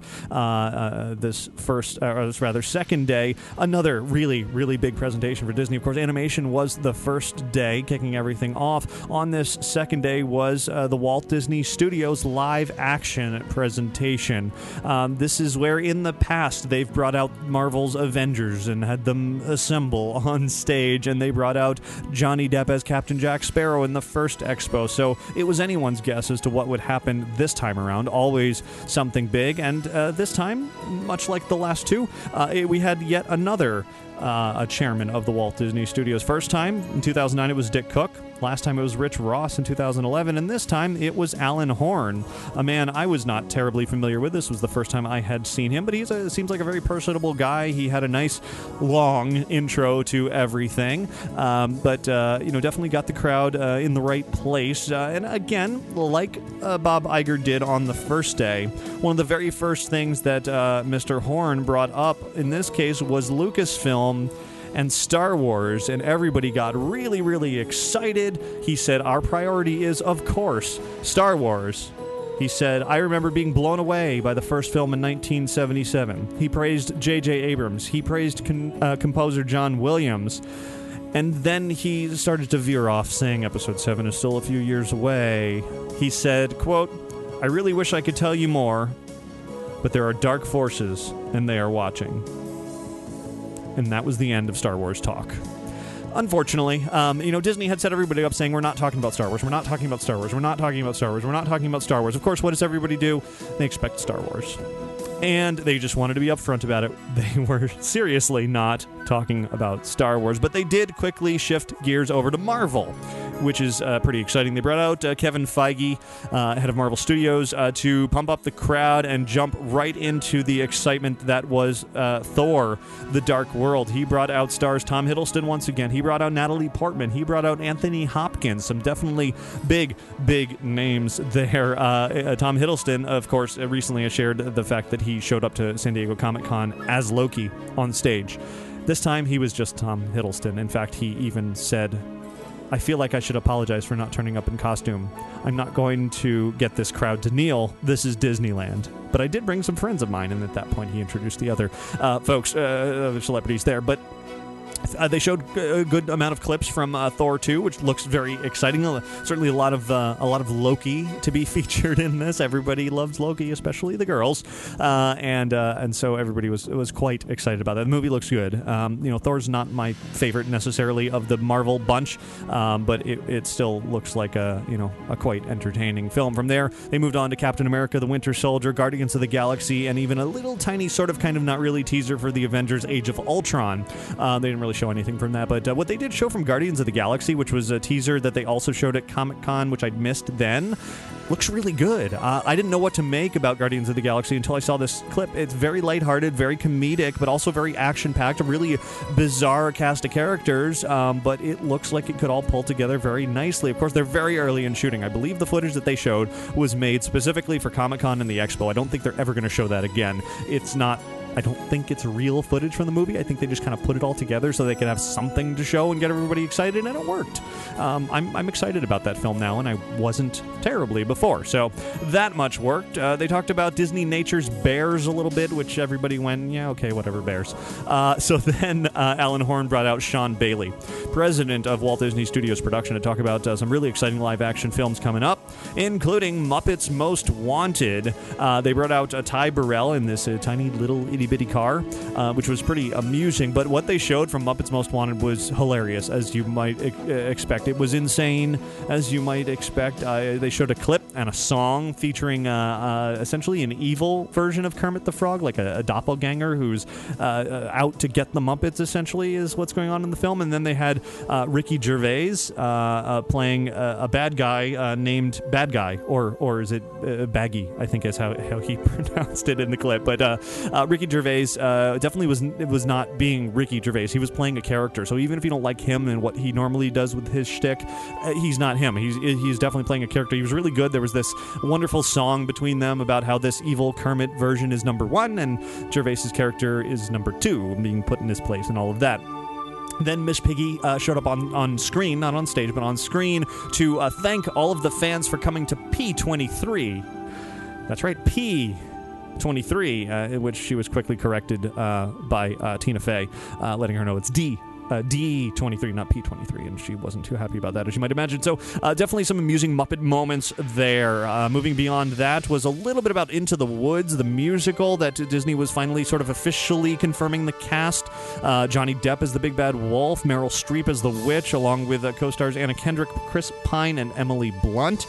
Not too much was said about that. They also talked about the upcoming live-action Cinderella movie. They haven't really shot much of that, though they did show some screen tests, which was very interesting. Very early in the process, they showed the lead actress playing Cinderella in an early test, kind of getting the concept of what she may be like as Cinderella. Not really actual footage, though. Probably too early to really get a sense of what that is all about. But here's where things got really exciting. One name, Maleficent. This film, starring Angelina Jolie, is looking like it could be spectacular. They brought out Angelina Jolie to talk about Maleficent, and they showed some clips from the movie. They showed a trailer.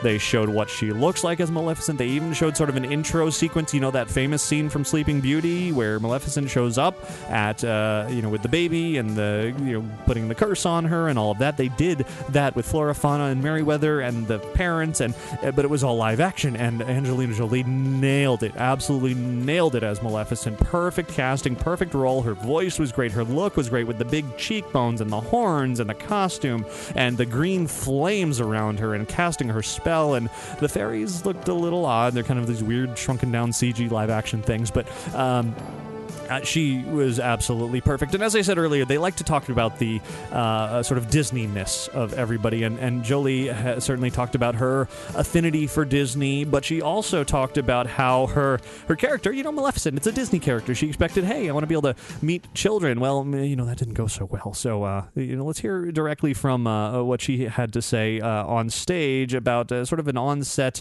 encounter with... I was a little girl. Maleficent was always my favorite. No surprise.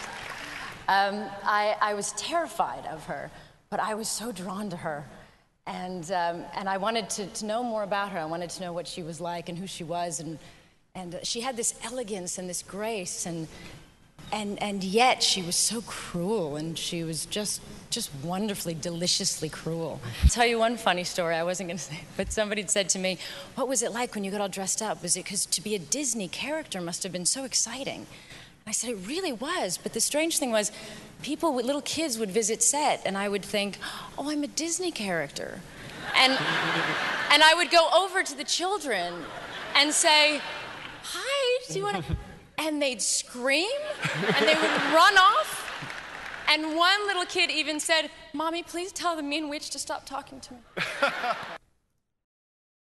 Very funny. As I said, Maleficent just looks like a phenomenal movie, at least visually. We'll see how the story plays out. It's going to be a lot of backstory, a lot of things we don't know about Maleficent that we didn't see in Sleeping Beauty. I think it's going to be a success. And then here's where things, sort of wrapping it up with the final 2 movies that they talked about, here's where things picked up even further. Anybody who's been following The Optimist knows that this was all in promotion, and it still is ongoing for the movie Tomorrowland. That's very mysterious, from Brad Bird, Damon Lindelof, and they continued shrouding it in further mystery. When this project was announced, they had this sort of box unearthed from the Disney archives, and they posted pictures on Twitter of it, and it was labeled 1950 52, and it had all these mysterious items in it. Well, here at the D23 Expo, that pair, Bird and Lindelof, came on stage with the box, and they opened it on stage, and they had cameras swarming them, and they took out white gloves, and they took out a black light, and they were examining the pieces in there, and they pulled out all these interesting artifacts, blueprints for It's a Small World, an issue of Amazing Stories, a photo of Walt Disney and Amelia Earhart, which doesn't really make any sense, and they said, oh, never mind, that's a hoax. And then there was a mysterious disc labeled A History of Tomorrowland. It had this degraded animation that they pulled from it that they showed, and I wish I had that online somewhere because I would love to see it again. They showed it just once, and then poof, it's gone. It was this great Orson Welles narrated, it sounded like Orson Welles narrated piece of sort of the perils and the great things about this secret society of minds of the past getting together, of Edison and Tesla and others coming together in the secret society. Very much the same sort of story that's been going on with The Optimist. Obviously, it all ties together. It was intriguing, but very curious, very odd, very confusing. Certainly, you didn't know what was real and what's not, and if they were being serious, if they were joking around, and that's the point. It's all sort of leading up, viral promotion to this movie Tomorrowland that'll be coming out December of next year, 2014. So I have a feeling we're going to see a lot more of this type of secrecy and mysterious whatever leading up to it. And then, of course, to conclude it all, the movie everybody was really looking forward to seeing something from is Saving Mr. Banks. Perfect for this Disney audience at the D23 Expo. This, of course, is the story of how Walt Disney wooed Pamela Travers into providing the rights to Mary Poppins. And they showed several clips from the movie, which were fantastic.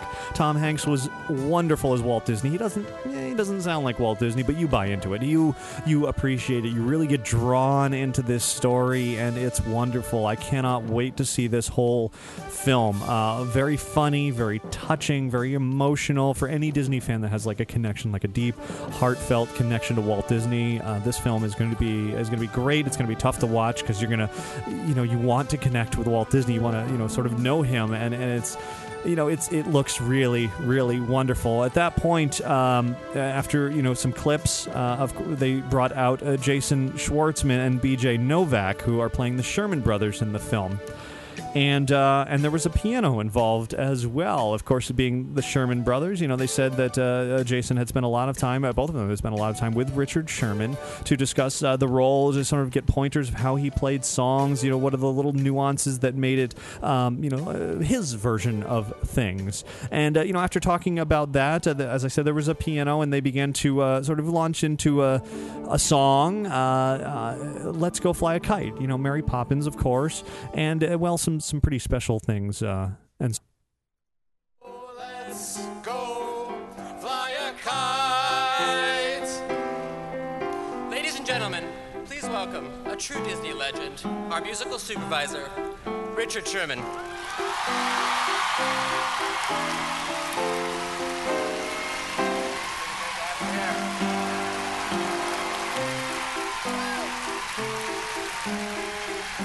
All right, here we go. Oh, let's go fly a kite up to the highest height. Let's go fly a kite and send it soaring up through the atmosphere, up where the air is clear. Oh, let's go fly a kite.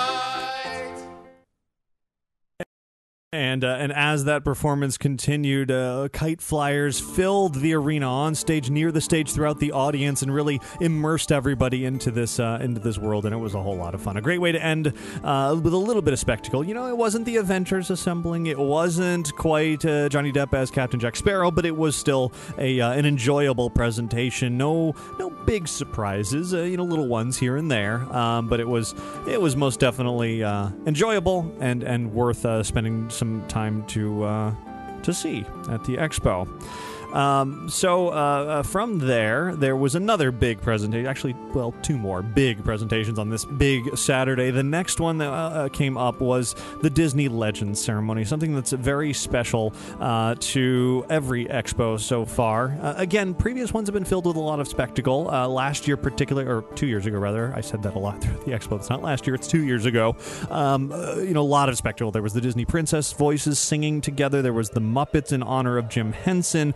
That was big. It was huge. It was probably the best thing of all of the expo last time. This time, definitely a few notches down from that. They weren't planning on bringing out quite that much entertainment in the Legends ceremony, but it was still very, very good. I'm glad I attended it. It was once again hosted by Tom Bergeron of Dancing with the Stars and America's Funniest Home Videos, but this time it was great to see Bob Iger, CEO of Disney, also taking the stage to co-host with Bergeron. He stayed on stage the whole time. He didn't just give an introduction and then leave. He actually co-hosted the event, which was really nice to see him.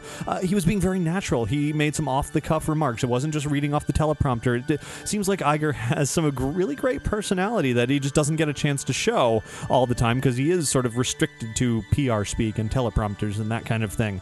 So that was nice to have a more sort of casual encounter with Bob Iger, with me and 4,000 other people.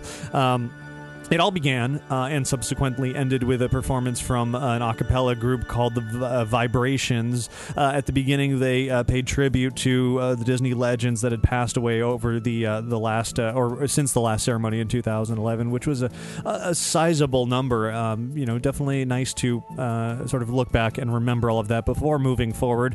And then they launched right into it. Very first Disney legend announced and brought up to the stage was none other than Tony Baxter. Welcome to the stage by Dreamfinder and Figment and Darth Vader for some reason, but Dreamfinder and Figment were there as he climbed up on stage, and it was wonderful to see them. And of course, it was wonderful to see Tony, who gladly accepted his Legends Award. It was a nice speech. He called for the return of Dreamfinder up there on stage, which was also great. For such an honor. Certainly, Tony Baxter deserved this, and I completely forgot to mention also. The day before, on Friday, was his Undiscovered Disneyland presentation, which sadly I did not get a chance to attend because it was overlapping with something else that I was at the animation presentation, I believe, which ran way over. It ran like an hour longer than it was supposed to. But at that presentation, it was also announced that Tony Baxter is receiving a window on Main Street at Disneyland, the highest honor Disneyland can give him. So between that and the Legends Award,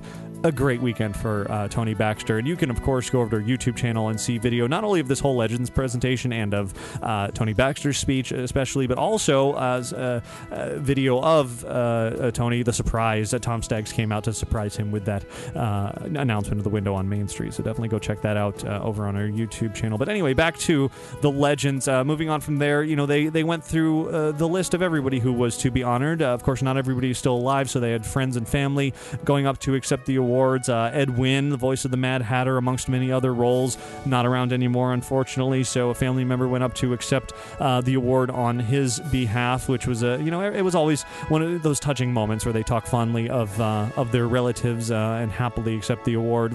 Same thing for Imagineer Colin Campbell. Unfortunately, passed away fairly recently. So his family member went up there to accept the Legends Award as well. Then moving into the entertainment side of things, John Goodman came up on stage. Has done many Disney projects over the years, most notably of which, of course, is Monsters Inc. and Monsters University, and he was followed up by Billy Crystal.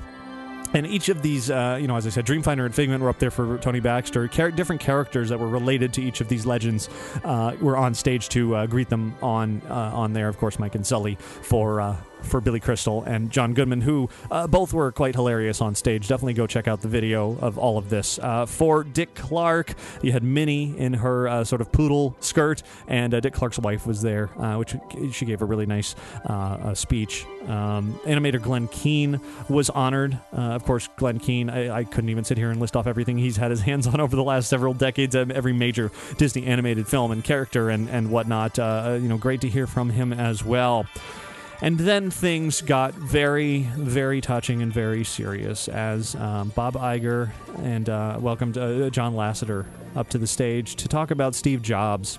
This is the last legend to be honored at this year's Legends ceremony, and both Iger and particularly Lasseter had personal connections to Steve Jobs. They were friends with him. Of course, Steve Jobs being not only Apple co-founder, but also co-founder of Pixar. And, John Lasseter essentially owes his life, his career, his everything to Steve Jobs, and Iger was a friend of his as well. And I'm not sure that there was a dry eye in the audience while John Lasseter was talking about Steve Jobs. It was a phenomenal, heartfelt speech, one of those moments that if you're there and you're watching it, you're just transfixed as, I can't even describe it. I should just, let me play a clip from John Lasseter's wonderful speech honoring Steve Jobs. First time I met Steve Jobs, I'm not going to get through this.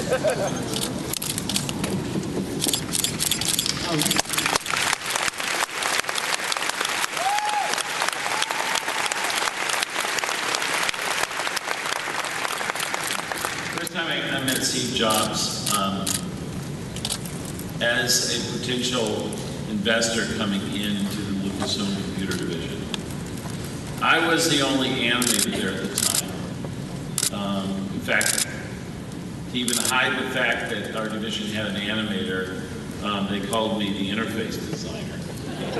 And at that time, in 1984, no one had a clue what an interface was. So, but as Steve came through, he was still working at Apple at that time, and he saw something in this small group of 40 people.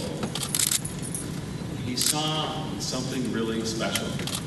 And he came back to the board at Apple and said we should buy Pixar. And it didn't happen, they didn't agree. And soon after that, he was fired from Apple, the company he started. Well, it didn't take long for him to open his own personal checkbook and buy Pixar himself. In the beginning, Pixar was a technology company, and I didn't have a lot to do with Steve. Steve would come in to meetings and stuff, but it was about the technology. And at that time, he was brash. He was that mercurial leader that so many people think he was through the rest of his life.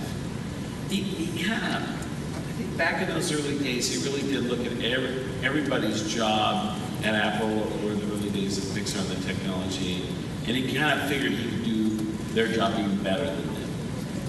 But the first real meeting I ever had with Steve was we wanted to do a short film. And they asked me to come in in order for him to fund it, I had to pitch it to him.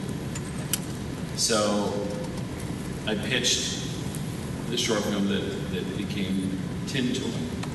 And at the end of, he looked, and he had, the picture up there was pretty much the way he was sitting there, kind of like, with his fingers together, he did that a lot, and he would think. And he was looking not at the drawings on the board that I was pitching. He was staring off into the future.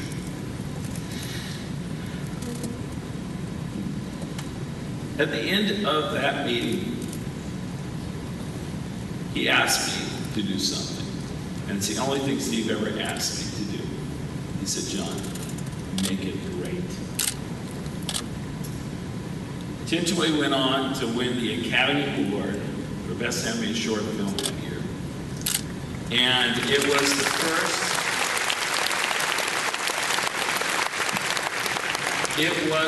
first Academy Award ever given to computer animation. And it changed the course of the company. Just a little bit from John Lasseter there on Steve Jobs. He went on to talk for another 5 minutes or so about him, about his career and what he meant to him. Definitely, absolutely go over to YouTube channel, website, watch the whole thing. Watch the whole Legend ceremony for that matter. It was great. It wasn't spectacle filled like it has been in the past, but that was the most sort of sincere and touching moment certainly for all of the expo. Definitely quite enjoyable.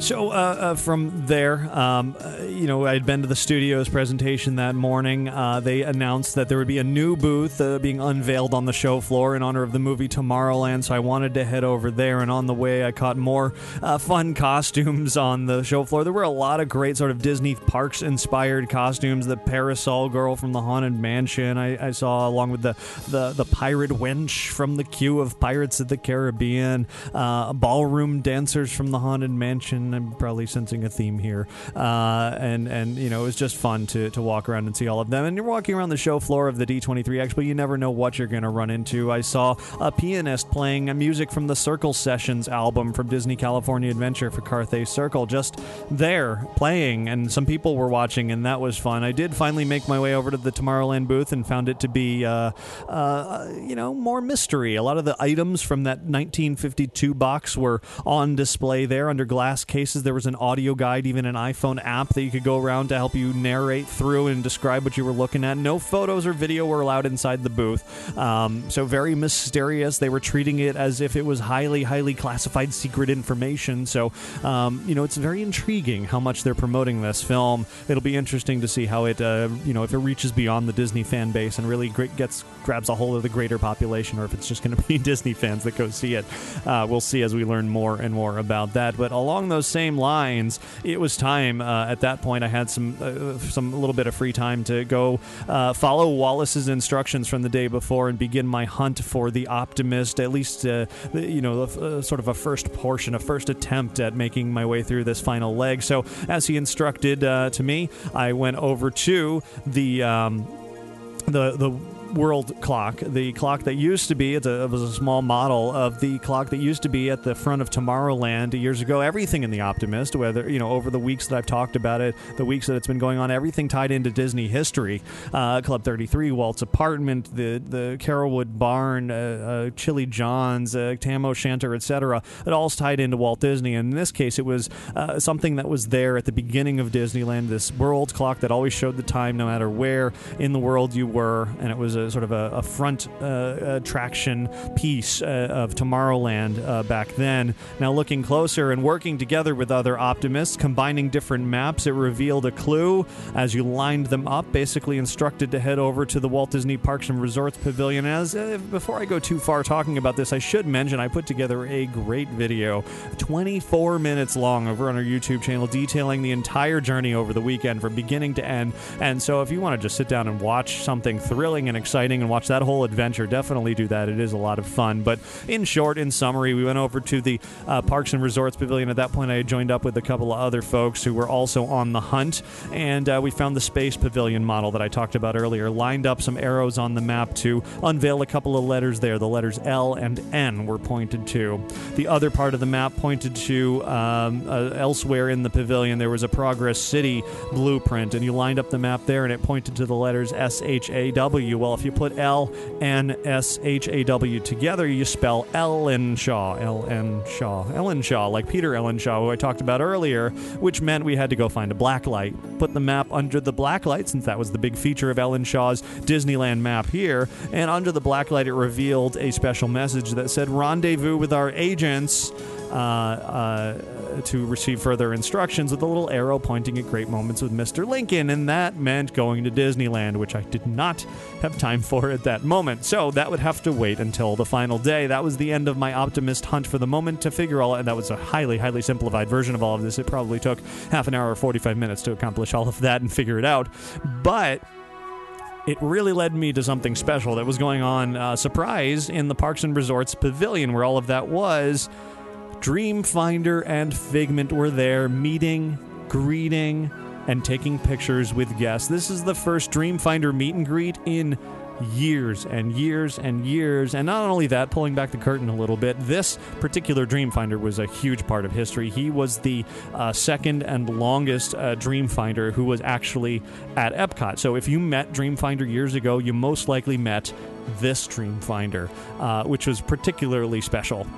So I have a photo with Dreamfinder and Figment now, and that's amazing. This was one of those surprise months. They didn't announce it. In fact, from what I understand, it was not really scheduled. It was kind of one of those things where, like, hey, we have Dreamfinder here at the expo. Let's go pull him into the Parks Pavilion and meet people with him. So they just kind of did it, and it was awesome. You can definitely see video and photos of him, again, over on the website and all of that.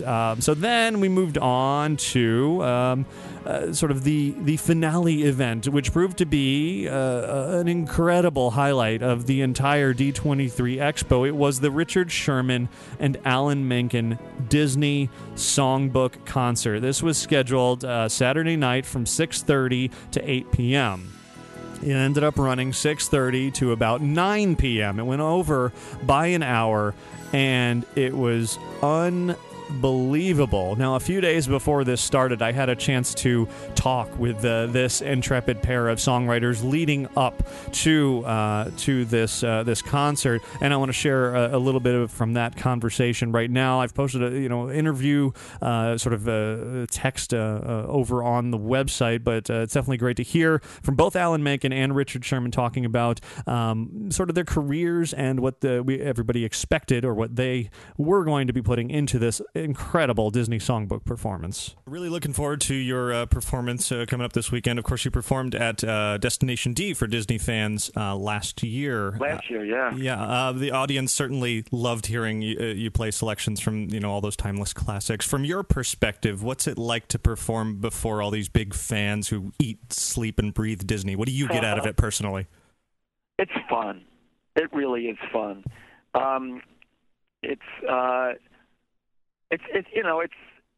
It's a really powerful shared experience. I'd be lying if I didn't say it's also not a kind of a pleasant ego trip, because everything I'm doing up there, they're reacting so exuberantly to. It's just it's kind of great. It's just great fun, really. Do you sort of like being known as largely as the Disney songwriting guy? I mean, you've obviously had a lot of other work, but your Disney works are timeless. They're classic. Yeah, I love it. I do. I mean, the experience I have, in general when I perform is like the D23, but not to that extent. It's interesting. I do a lot of performing often for young audiences, and they just go, they kind of go crazy. It's wonderful. It's kind of, but with an adult audience, there's a lack of cynicism again about the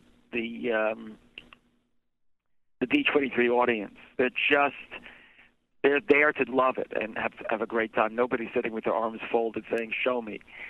And so there is something very special about that association and the Disney fans in particular. Very true. I wanted to know, obviously you're going to be going through a lot of great songs that you both have written over the years. If each of you could say what your favorite is that the other wrote. Oh, that's interesting. Yeah, let me see. Well, Alan's written so many gorgeous, gorgeous songs. He's a great melody writer, wonderful harmonies. I mean, all these wonderful things. There's so many. There's so many. I mean, it really. I mean, you have Jungle Book coming up, and there's some songs in there that are just amazing. But let me think. I don't want to pick one, but there's so many. No, I guess I have to pick one. You look at Supercalifragilistic. I know that's so known, and it's. But that's really, there could not have been an Under the Sea without a Supercalifragilistic. And it's the combination of the exuberance, the rhythm, the cleverness of the lyric, and the catchiness of it. It just gets, sort of into your system. And that's an explosion of emotion. Yeah. And it sets the standard. It sets the bar for what, Howard and I did. Thank you so much. Well, I feel I mean, you and Howard particularly wrote so many incredibly gorgeous songs, but one of the songs that gets to me more than I think.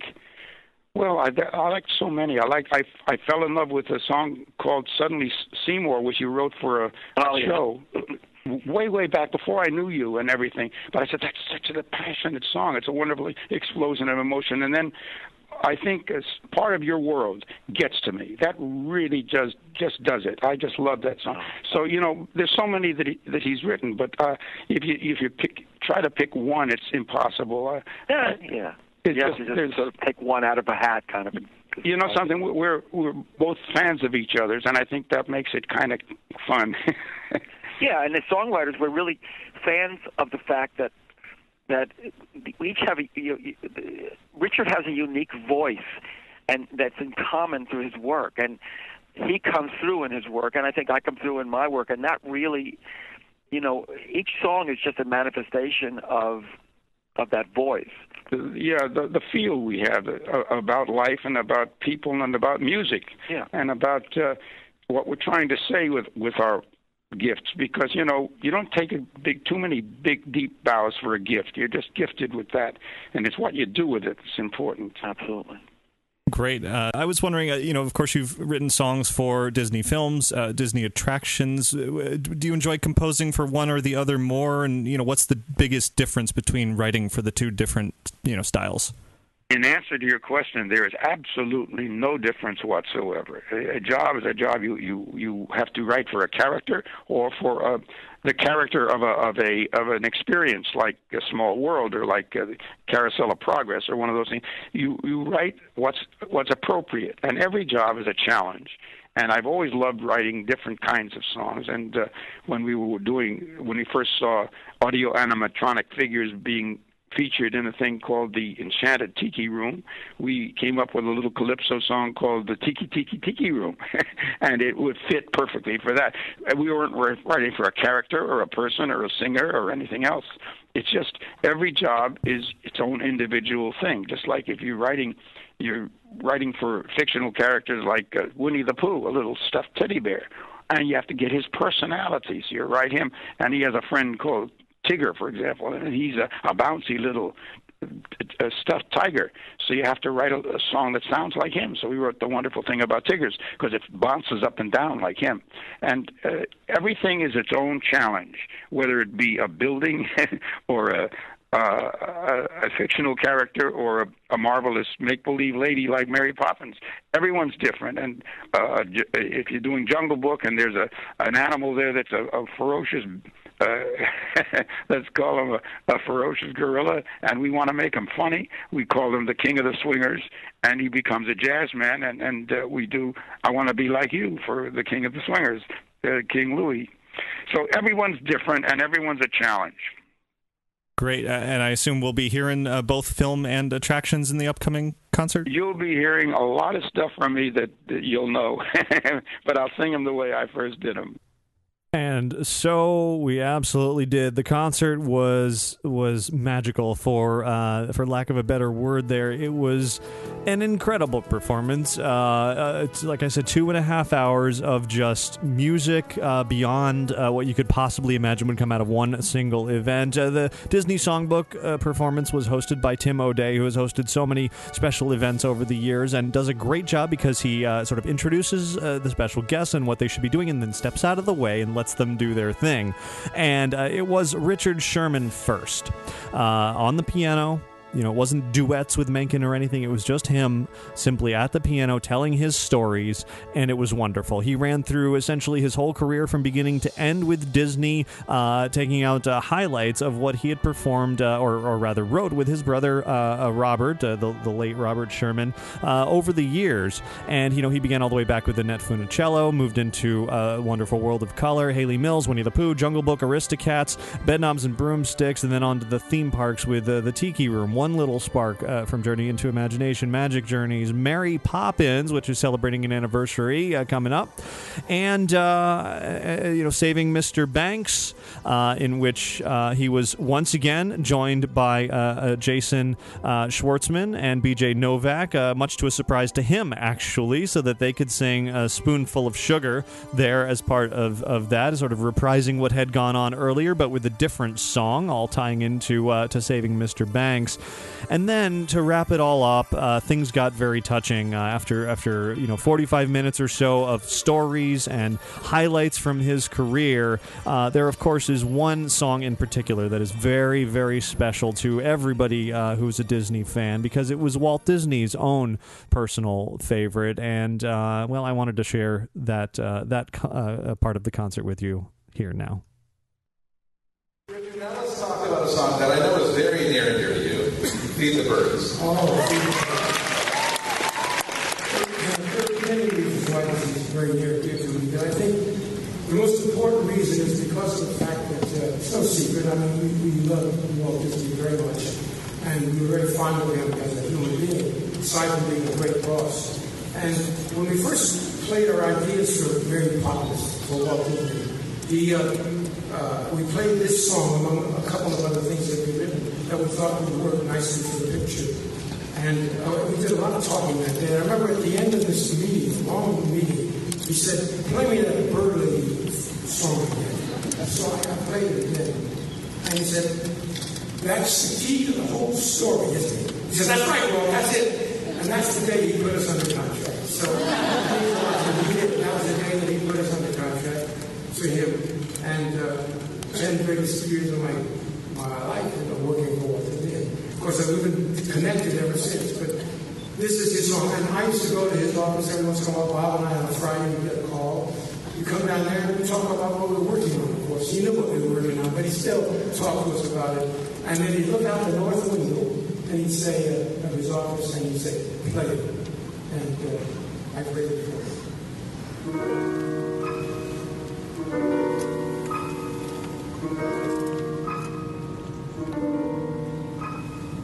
Early each day to the steps of St. Paul's, the little old girl would come.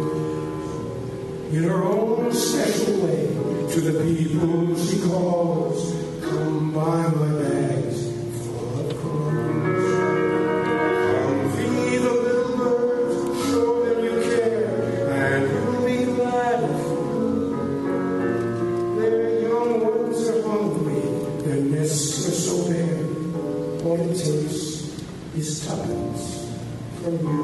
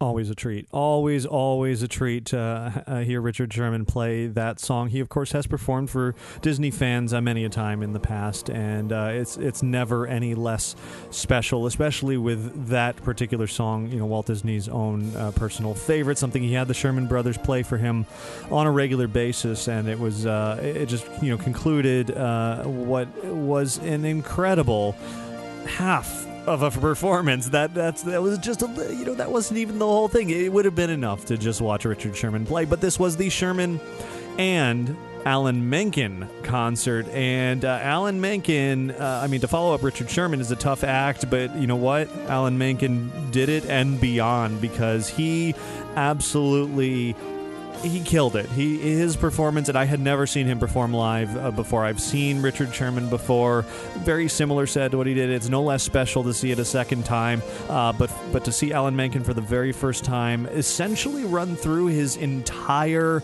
career with Disney is quite the wow occasion. He went through, and I can't possibly share the entire concert with you here on this podcast because it would be another 2.5 hours long. I do fortunately have full video of both the Sherman and Menken halves of this up on YouTube, along with some clips. So if you want to see the whole thing, and I encourage that you watch it, head over to our YouTube channel and the website to check that out. But what I want to share with you right now is one of my favorite sequences, and it was actually the very first one because it really is the starting point of Alan Menken's career with Disney.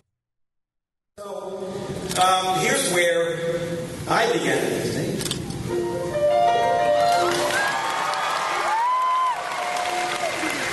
Look at the stuff, isn't it neat? Wouldn't you think my collection's complete? Wouldn't you think I'm the girl who has everything? Look at this trove of treasures untold. How many wonders can one cavern hold? Look at her around and you think, sure, she's got everything. I got gadgets and gizmos aplenty. I got who's and what's it galore. You want thingamabobs? I got 20. But who cares? No big deal. I want more. I want to be where the people are. I want to see them dancing, walking around on those, what do you call them? Oh, feet. Flipping your fins, you don't get too far. Legs are required for jumping, dancing, strolling along down, what's that word again? Street. Up where they walk, up where they run, up where they stay all day in the sun, wandering free. Wish I could be part of that world.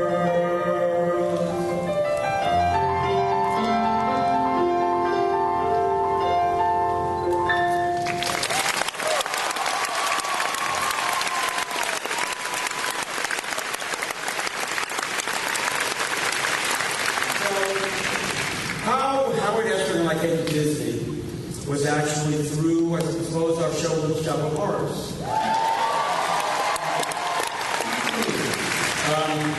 A little off-Broadway show about man-eating plant. And, after the success of Little Shop, Howard and I kind of went our separate ways for a bit. Not, between us, as we continued to write together. But he was working on a show with Marvin Hamlish called Smile. And I was working with a man named Tom Ian, who wrote Dreamgirls, on a show called Kicks, the showgirl musical. And so for me, kind of the headline of the whole thing was, I'm getting back together with Howard. And in a way, Little Mermaid is our follow-up to Little Shop of Horrors.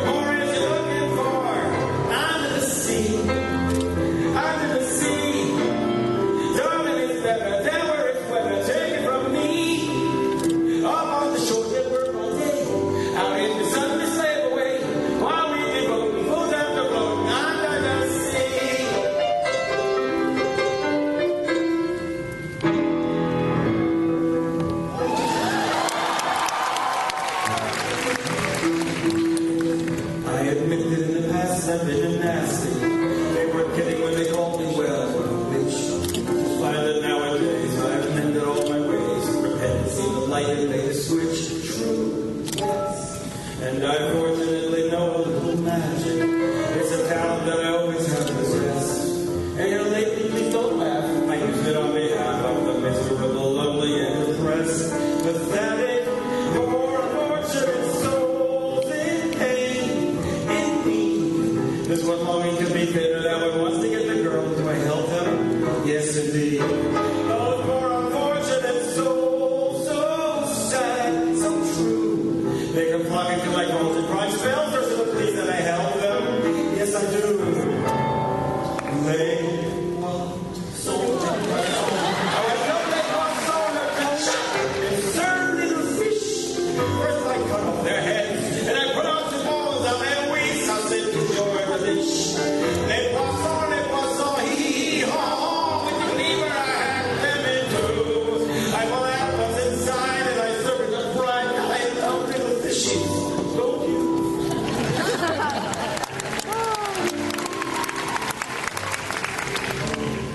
There you see her, sitting there across the way.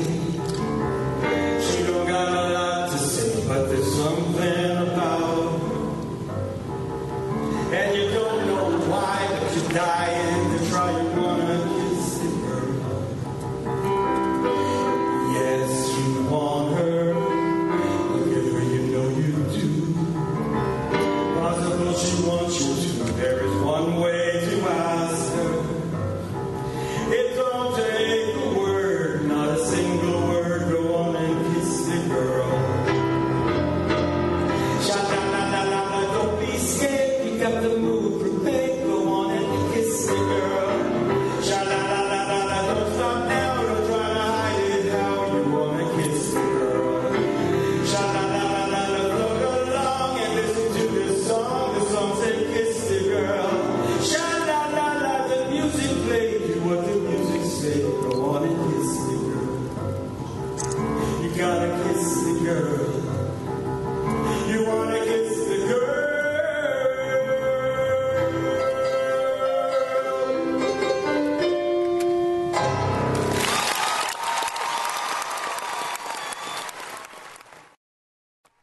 And that was just the beginning of what was absolutely an epic concert performance from Alan Menken. It started with Mermaid, as you just heard.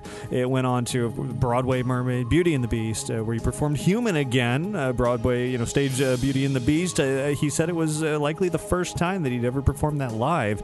Aladdin, Newsies, Pocahontas, Hunchback, Hercules, Home on the Range, Enchanted, Tangled, and even moved on from there to a little song he wrote for Captain America and The Neighbors TV show.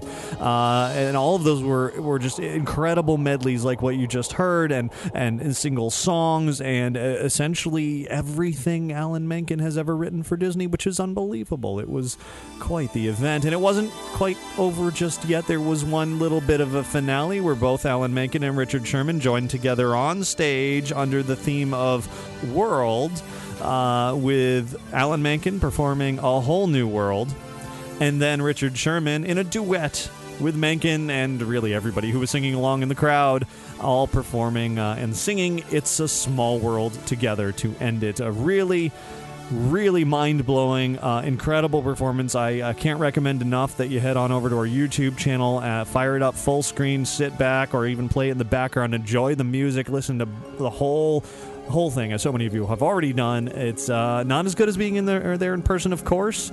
If you missed it, it's the next best thing, because I have a feeling that's one of those once-in-a-lifetime events to wrap up day 2 of the 2013 D23 Expo. And now, before we move in to the final day, day 3, let me mention touring plans. If you are tired of waiting in lines at theme parks, you can avoid them with personalized, computer-optimized plans from touringplans.com.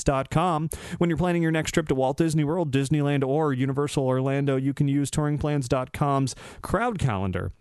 to pick the best and the least crowded days to visit. And then once you're there in the parks, you utilize their mobile wait time app that's based on years of data to determine when you're going to hit each ride, show, or other attraction and spend the least time waiting in line.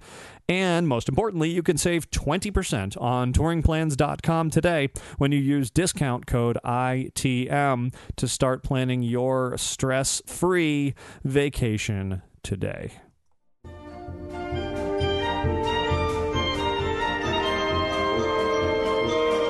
Now, day 3, not as huge and big and monumental as days 1 and 2. There was no huge morning presentation. In fact, there was a day filled with great Imagineering presentations that I once I got there, I just opted to opt out of all of them because I had so many things I needed to see, so many things around the show floor. So I ended up only going to one presentation on Sunday, which I will talk about in just a little bit, because there was, as I just said, so much more that I needed and wanted to see. So I began my journey around the D23 Expo on Sunday at the Treasures of the Walt Disney Archives exhibit. This is one that I actually missed in 2011 because I got so wrapped up in everything else. So this time I made it a point to visit that. And inside this Treasures exhibit, there were lots and lots of costumes from a variety of things over the years. Disney productions, as recent as Teen Beach Movie, but also as well as Once Upon a Time on ABC.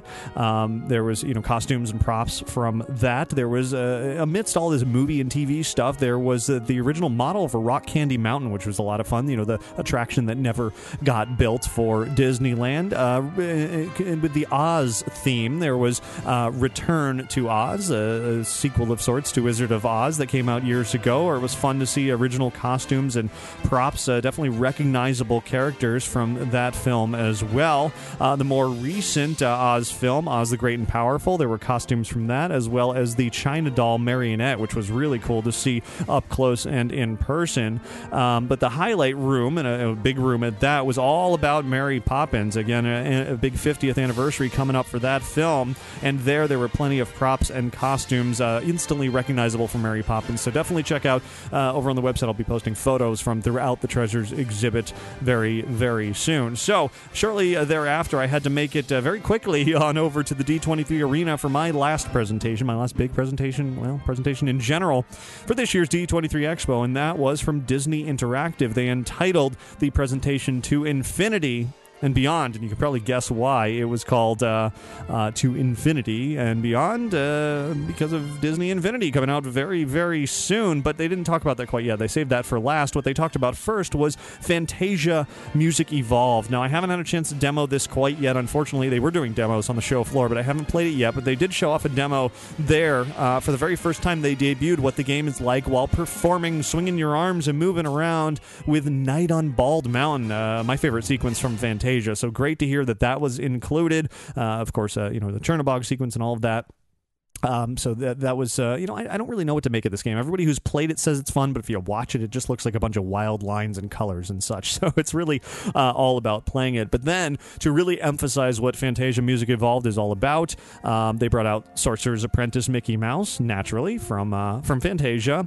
And he then introduced the Disney Chamber Ensemble, this great little orchestra that performed, it was Vivaldi's The Four Seasons, Winter, the first movement. It was a great live performance. I love live music, and so to hear this orchestral piece performed live there at the D23 Expo was wonderful. You can catch a recording of that, a video, over on our YouTube channel. Moving on from there, things got a little odd as Disney Interactive sort of reached online to their Interactive's not just video games; it's about their online experiences as well. And they're debuting something called Blank, a Vinylmation love story. It's a short film series starring Vinylmations, and they showed the first one, and it was all right. Another online series that they are debuting very soon is It's a Small World, an animated series based on, It's a Small World, the ride. And what they announced during this presentation, which was really neat, is that Richard Sherman, of course, of the Sherman Brothers, who wrote the It's a Small World song, Richard Sherman is writing new music, and they played a little work-in-progress clip for this short as well, this series of shorts. So definitely check out I have a full video of this entire presentation over on our YouTube channel as well. Next up, moving into the world of mobile applications, this great new app called Disney Animated. It is just an all-encompassing, comprehensive app for the entire history of Disney animation. You can flip through endless screens of every animated everything ever for Disney, and it all comes to life. You tap on things, and it moves and plays clips and sounds, and you dive into animation and everything you could possibly want. It seems like a pretty incredible app, and one of the really neat features that got the biggest applause is something that on the surface just looks like a bunch of colored lines, but it's something they called color maps, or color bars for that matter, color bars, and as you sort of drag your finger over these colors, it's representing what an entire Disney feature animated film looks like in its color scheme. So there's big and small lines that are green and blue and red, and sort of gets the whole feeling of the film all in this one long line, and then they stack them all on top of each other, and you get literally one iPad screen that is showing you every Disney film ever all on one screen. It's not moving, it's just sort of like as if they took the feeling, the overall look of each of these films, and as you drag your finger across it, you see frames from the movies, and you can swipe your way through every animated film ever. It's a pretty awesome little feature. It serves no real purpose other than to simply have fun and be amazed by it. So then finally they moved into Disney Infinity, where they had some announcements to make. There were, of course, 5 playsets announced up until this point, and they made the big announcement that Toy Story would be joining Disney Infinity.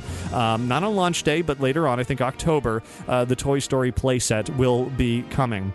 Also, when Disney Infinity launches this coming Sunday, August 18th, it's right around the corner, they have developed a virtual Disneyland in Toy Box mode that you can download and walk through sort of this Toy Box Disney Infinity representation of Disneyland. Not exactly perfect. It's got a castle and it's got a main street, but it's got all the Disney Infinity stuff around there, which is fun. You can explore and play around, and definitely check that out. They also announced new character figurines that are coming out, including Jack Skellington, Rapunzel, Anna and Elsa from Frozen, Wreck-It Ralph, Vanellope, Phineas, Agent P, and the big surprise at the end, Sorcerer's Apprentice Mickey. And that's where things got really exciting. As they wrapped up the presentation, they announced that everybody who was there in the D23 arena would receive an exclusive Sorcerer's Apprentice Mickey figure. The figure is exclusive to the D23 Expo, handed out in little bags on the way out of the presentation. And while the figure will be released to stores in 2014, he is going to be slightly different. The Expo version has these, of course, he's wearing the Sorcerer's hat, and on his hat he's got a shiny silver paint job for the little stars and moons that are on there, and that much is that paint variant, if you will, is exclusive to the Expo. These things are already selling for upwards of $100 on eBay, of course. I'm keeping mine, naturally, but the folks at Disney Interactive were kind enough to give me a couple more to give away here. I'm giving away one on the website, InsideTheMagic.net, and it's only lasting that giveaway until the game comes out, August 18th. So if you're hearing this before that, go rush over to the website and find out how you can enter to win one of these highly sought-after Disney Infinity Sorcerer's Apprentice Mickey figurines. But there's another way to win one also. That's one method's on the website. The other method only exclusively by listening here on the podcast or watching for those of you on YouTube. So here's the way I'm going to be giving away one of these figures. I need you to send me an email to contest@InsideTheMagic.net and tell me what are the 6 Disney Infinity playsets that have been announced, including the newly announced one. Hopefully you were just paying attention. If not, go ahead and rewind a little bit. I just told you the answer.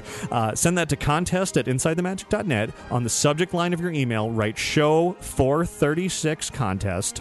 And then in the body of the email, in addition to the trivia question solution or answer, include your name and your mailing address. And I must receive your email by August 24th at 11:59 p.m. Eastern. And then not on this coming Sunday's show, since that's just a few days from away, but on next Sunday's show, I will announce the winner and send you out your prize. So be sure to enter, and good luck for that. Again, you can enter both. You can enter the podcast version and the website version. Just remember the website contest is a little bit more brief, so hurry and good luck with that. Now, moving on from there, I had precious little time following the Disney Interactive presentation wrapping up to try to cram in everything else I possibly could with the rest of the day. Just a few hours remaining of the expo, and I quickly realized I needed to wrap up the Optimist adventure. I had to do it before the expo was over because I knew some very special things would happen if you got to go back to Wallace after it was all done. After all, he did say, come back and see me, as you heard earlier. So my next step was to hop over to Disneyland. A great moments with Mr. Lincoln. That's where we left off when I was talking about it last. And that was where I was supposed to find an agent, as they said, and I did just that. And as I mentioned, you can watch a video of all this unfolding over on our YouTube channel. It's really fascinating and entertaining and fun, and I encourage you to do it. But to kind of summarize things here, from there, events led me over to the Wishing Well. From the Wishing Well, I met up with some other optimists. We combined our maps. We decided and figured out that we had to then make our way over to Esmeralda, the fortune teller machine over on Main Street. Esmeralda led us to the clue that we then had to ride the Lily Bell, which was reserved only for optimists, riding around the train track. Always a special occasion to ride the Lily Bell there. And once aboard the Lily Bell, we met up with more optimists. We were a group of maybe 8 or 9 at that point. I think we were 9. And at that point, we were told that we had to sit down and wait for a special message aboard this special train car at the end of the Disneyland.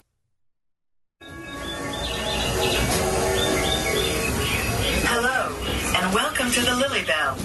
If you are hearing this, then you are one step closer to the answers you seek. We've been monitoring your progress, and you've done well in getting this far. The secrets of tomorrow are within your grasp, but you'll have to work together to find them. In this train car, look for the symbol of the society, and you'll find the instructions for your final task. Once you have the answer, find the Disney Showcase patio across from the Mad Hatter and look for your contact.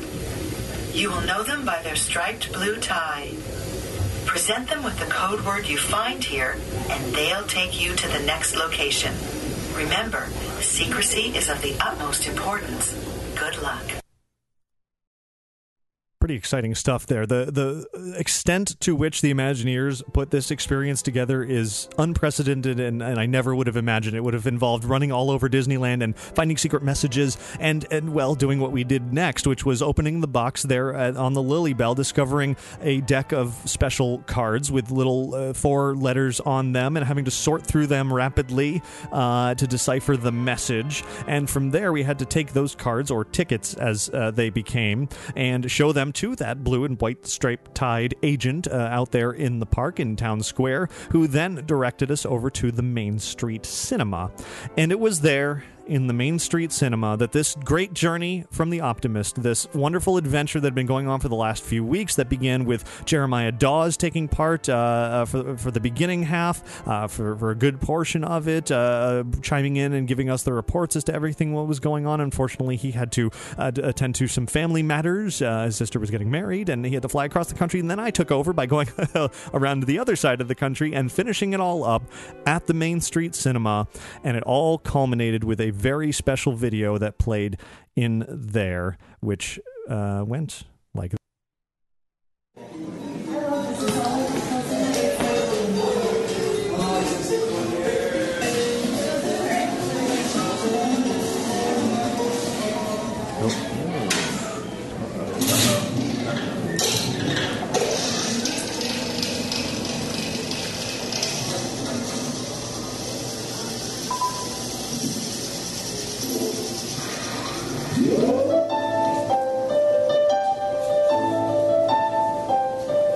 We've been looking for you. We've gone to great lengths to find you.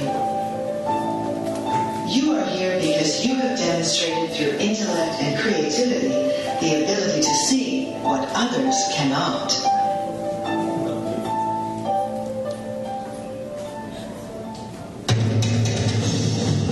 Welcome to the future. For many years, we have labored outside the public eye to build a better tomorrow. What we are creating is not only a marvelous feat of engineering, but also an incubator of boundless imagination and a laboratory for world-improving, humanity expanding technology. We've been telling you about it for some time. Have you been listening?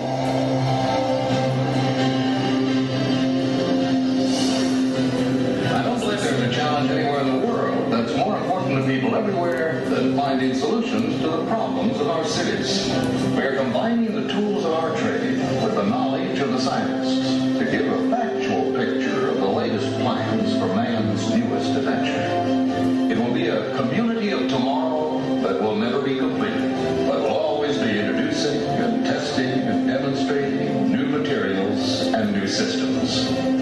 We know what our goals are. We know what we hope to accomplish. And believe me, it's the most exciting and challenging assignment we've ever tackled.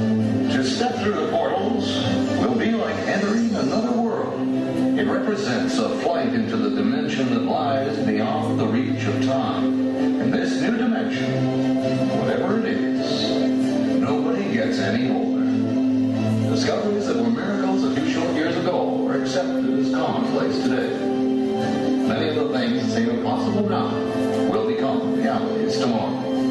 Tomorrow offers new frontiers in science, adventure, and ideas, and the hope for a peaceful and unified world.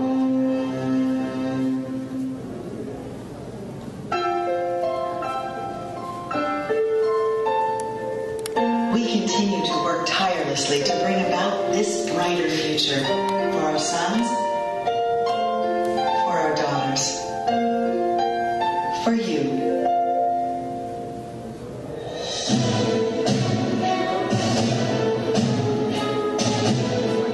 Join us in our mission and help spread the message of optimism and hope. Wear this pin and use your intellect and creativity to fulfill our dream of a better future. Together, we will make tomorrow beautiful.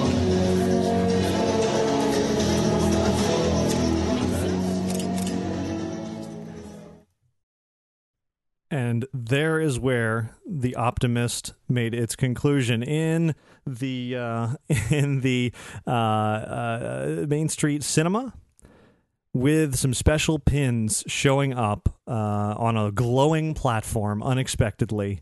A grand conclusion to the adventure. I'm wearing my pin now for those of you watching the video version of this show. You can see my little Tomorrowland T pin. Definitely an exciting end to what was an extremely exciting and unique adventure that I honestly cannot believe that the Imagineers put together. Something that was free to participate in, that was all in promotion of a movie that isn't even out for another year and a half or so. That is pretty incredible, and it's not even necessarily over. It seems that the Optimist adventure will continue, maybe out here in Orlando, maybe not, maybe at Disneyland. Who knows where it's going to be? But there's probably a lot more promotion to go as Tomorrowland, the movie, gets closer and closer. It's simply astounding. I was shocked by how much went into this. The pin is a great collectible. The maps and everything else that came out of it is great collectibles, but it's the experiences. I mean, I only got to take part in this small piece of it here towards the end. But the fact that I don't know, I don't think I've ever seen anything quite as elaborately put together. And that moment at the end when the pins rose up from this glowing box with the symbol of the society on it, all neatly organized, and everybody got to take one out of the box. Impressive, simply. Just a wonderful experience that I'm glad I had a chance to take part in. And of course, that wasn't the absolute final end, because while the expo was still going on at that point, I was supposed to return to Wallace, as I said, and talk to him a little bit more to kind of share some thoughts about how it all turned out, and I did just that. And so here's my final conversation with Wallace back on the D23 Expo floor. I've returned. More friends. And we have completed the journey. I knew you would. Yes, it took a few days, but here we are. Let's see here first. You're going to tell me about you and how the finale was.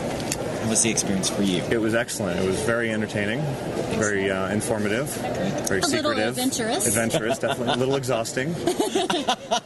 Every emotion ran through our minds at once. Running to the wrong train station and things like that. Okay. Yeah. Well, that keeps it interesting. It certainly does. There have been a lot of emotions at this test over the last 2 weeks. I was just saying the one thing that we did not have here was a box of Kleenex. And we needed it a few times. Right, yeah. And I'm so thrilled to see that this has been a valuable experience for everybody who's participated. It was, and at the very end, seeing a few familiar faces up over on Main Street, up on the screens, was nice, tying it all together. Well, that's what the experience really is. It's not necessarily about finding all the clues. That's fun, and that's certainly my piece of the puzzle, and I'm happy to do that. But it's ultimately about finding that community that's interested in following Walt And Disney. the Orlando community would like you to come visit us. I'm sure there are plenty of mysteries to unravel. I might have to look about it. We got a great place called Epcot, which you do. Yeah, you might have heard of it. I might have. You might have even in the Carousel Progress. I believe you might have even seen some pictures of that in the finale. Did you not? Was there was a lot in that finale to look at. That's the way. That's why you needed an extra set of eyes. Like, look It's at true. that. Yeah, I was like, it was like circle vision all over again. Exactly. Everything is sort of homage to the past as we move forward and progress. So I want to tell you to continue to spread the spirit of optimism, and remember that this is the start. This is where it really all lies, and move forward in a spirit of community and building a better tomorrow together. And I do have something for you. While I said I was not selling my work at the Expo, and I am not, that does not mean I can't give things away.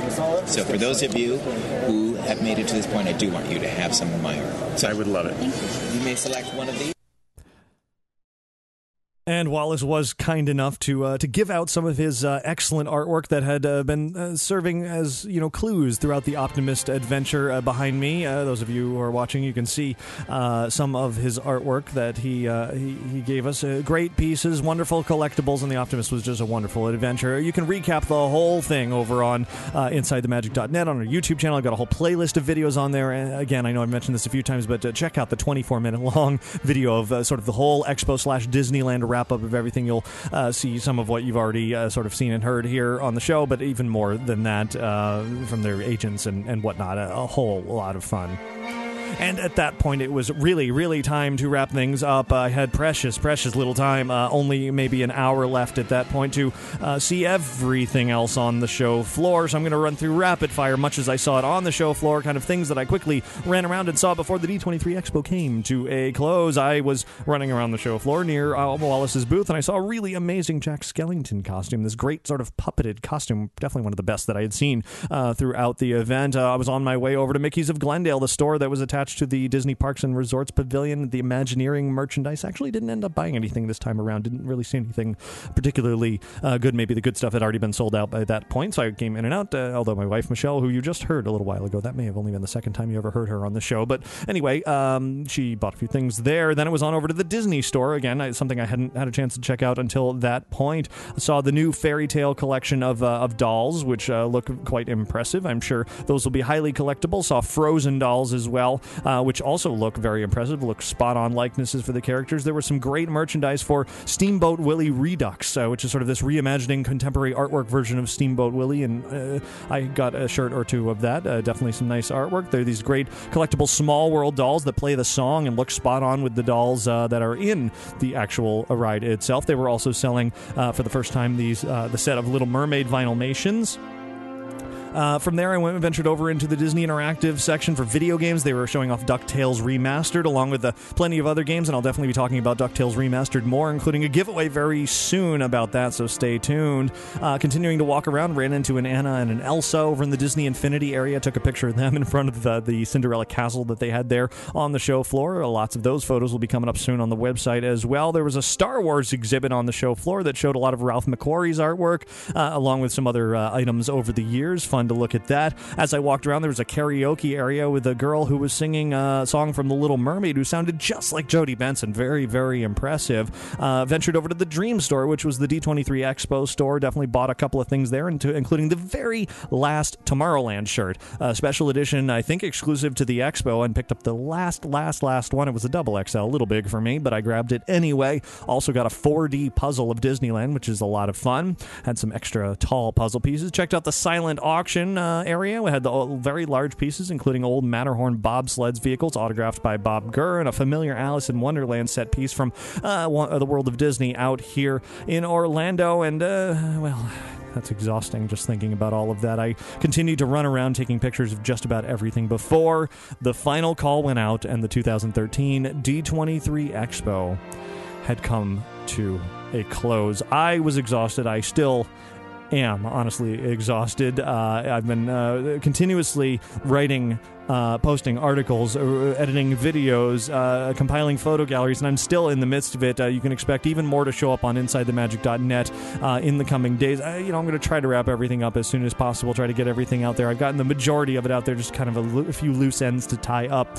but now you've heard about it all here on the show. Sorry it took a few extra days to get it all together, but you can imagine why that is. Very, very busy, very exciting. Certainly I didn't see everything from the Expo, but I saw so very, very much of it, and it was so much fun. I think it was the best Expo yet. It wasn't so much focused on announcements and things like that and what's coming, so much as a celebration of what already is, with just a little bit of a hint to the future, and I think that's the way it should be. You know, it's not a press conference. It's not a forum for making those announcements, because announcements are fleeting. News is fleeting. You find out, oh, that's nice, it's coming, and then what? Well, you heard it. But to be able to talk to Imagineers, to go to a concert, to take part in these incredible experiences is something special that you can only do in person. You know, you can read announcements online. You can read about the details on the, on my website, on Disney Parks blog, on news releases, on TV, whatever. You can hear that anytime, but to go and experience these things in person, that is what the D23 Expo is all about. It was a phenomenal 3 days. It was tiring, yes, very long days, but the amount of people that I met, I could barely walk 5 feet in the convention center without somebody stopping me saying hi, how much you appreciate the show, how much you appreciate everything that I do with the website, and I thank you so much for all of your kind words over those 3 days, but more importantly, just fun. I hope everybody who was there had as much fun as I did throughout the event. I hope everybody out there listening to this now or watching it for the last 2.5 hours has enjoyed sort of my recap of the 3 days, well, 3 and a little bit days, and it was just a blast. I actually preceded these Expo days with 2 days at Disneyland and Disney California Adventure, where I have even more sort of new things that I experienced that I'll talk about soon. But for now, I'm going to go ahead and conclude this journey of our trip to the 2013 D23 Expo with our usual way of ending the show here, but in kind of an unusual fashion. Of course, normally it sounds like this.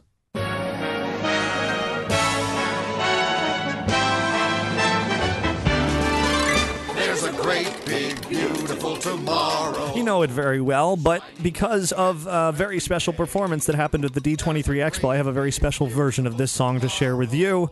I am going to bring you back to that Alan Menken, Richard Sherman concert during the Richard Sherman portion of it. Of course, the Sherman brothers did write The Great Big Beautiful Tomorrow, and Richard Sherman performed it as the last song of his set before his little encore, and that's what I want to play for you. Fittingly, here at the end of our show, wrapping up the 2013 D23 Expo. I will be back, sort of normal time, Sunday show, just a few days from now, going over all the other news that happened over the last week or week and a half or so, sort of catching up on everything else. But that's it for now for the 2013 D23 Expo. Head over to InsideTheMagic.net, check out our YouTube channel for even more excitement from all of it, and thanks very much for... We did a song for an attraction called the Carousel Clockers. We did a film called Fun, but it goes something like this.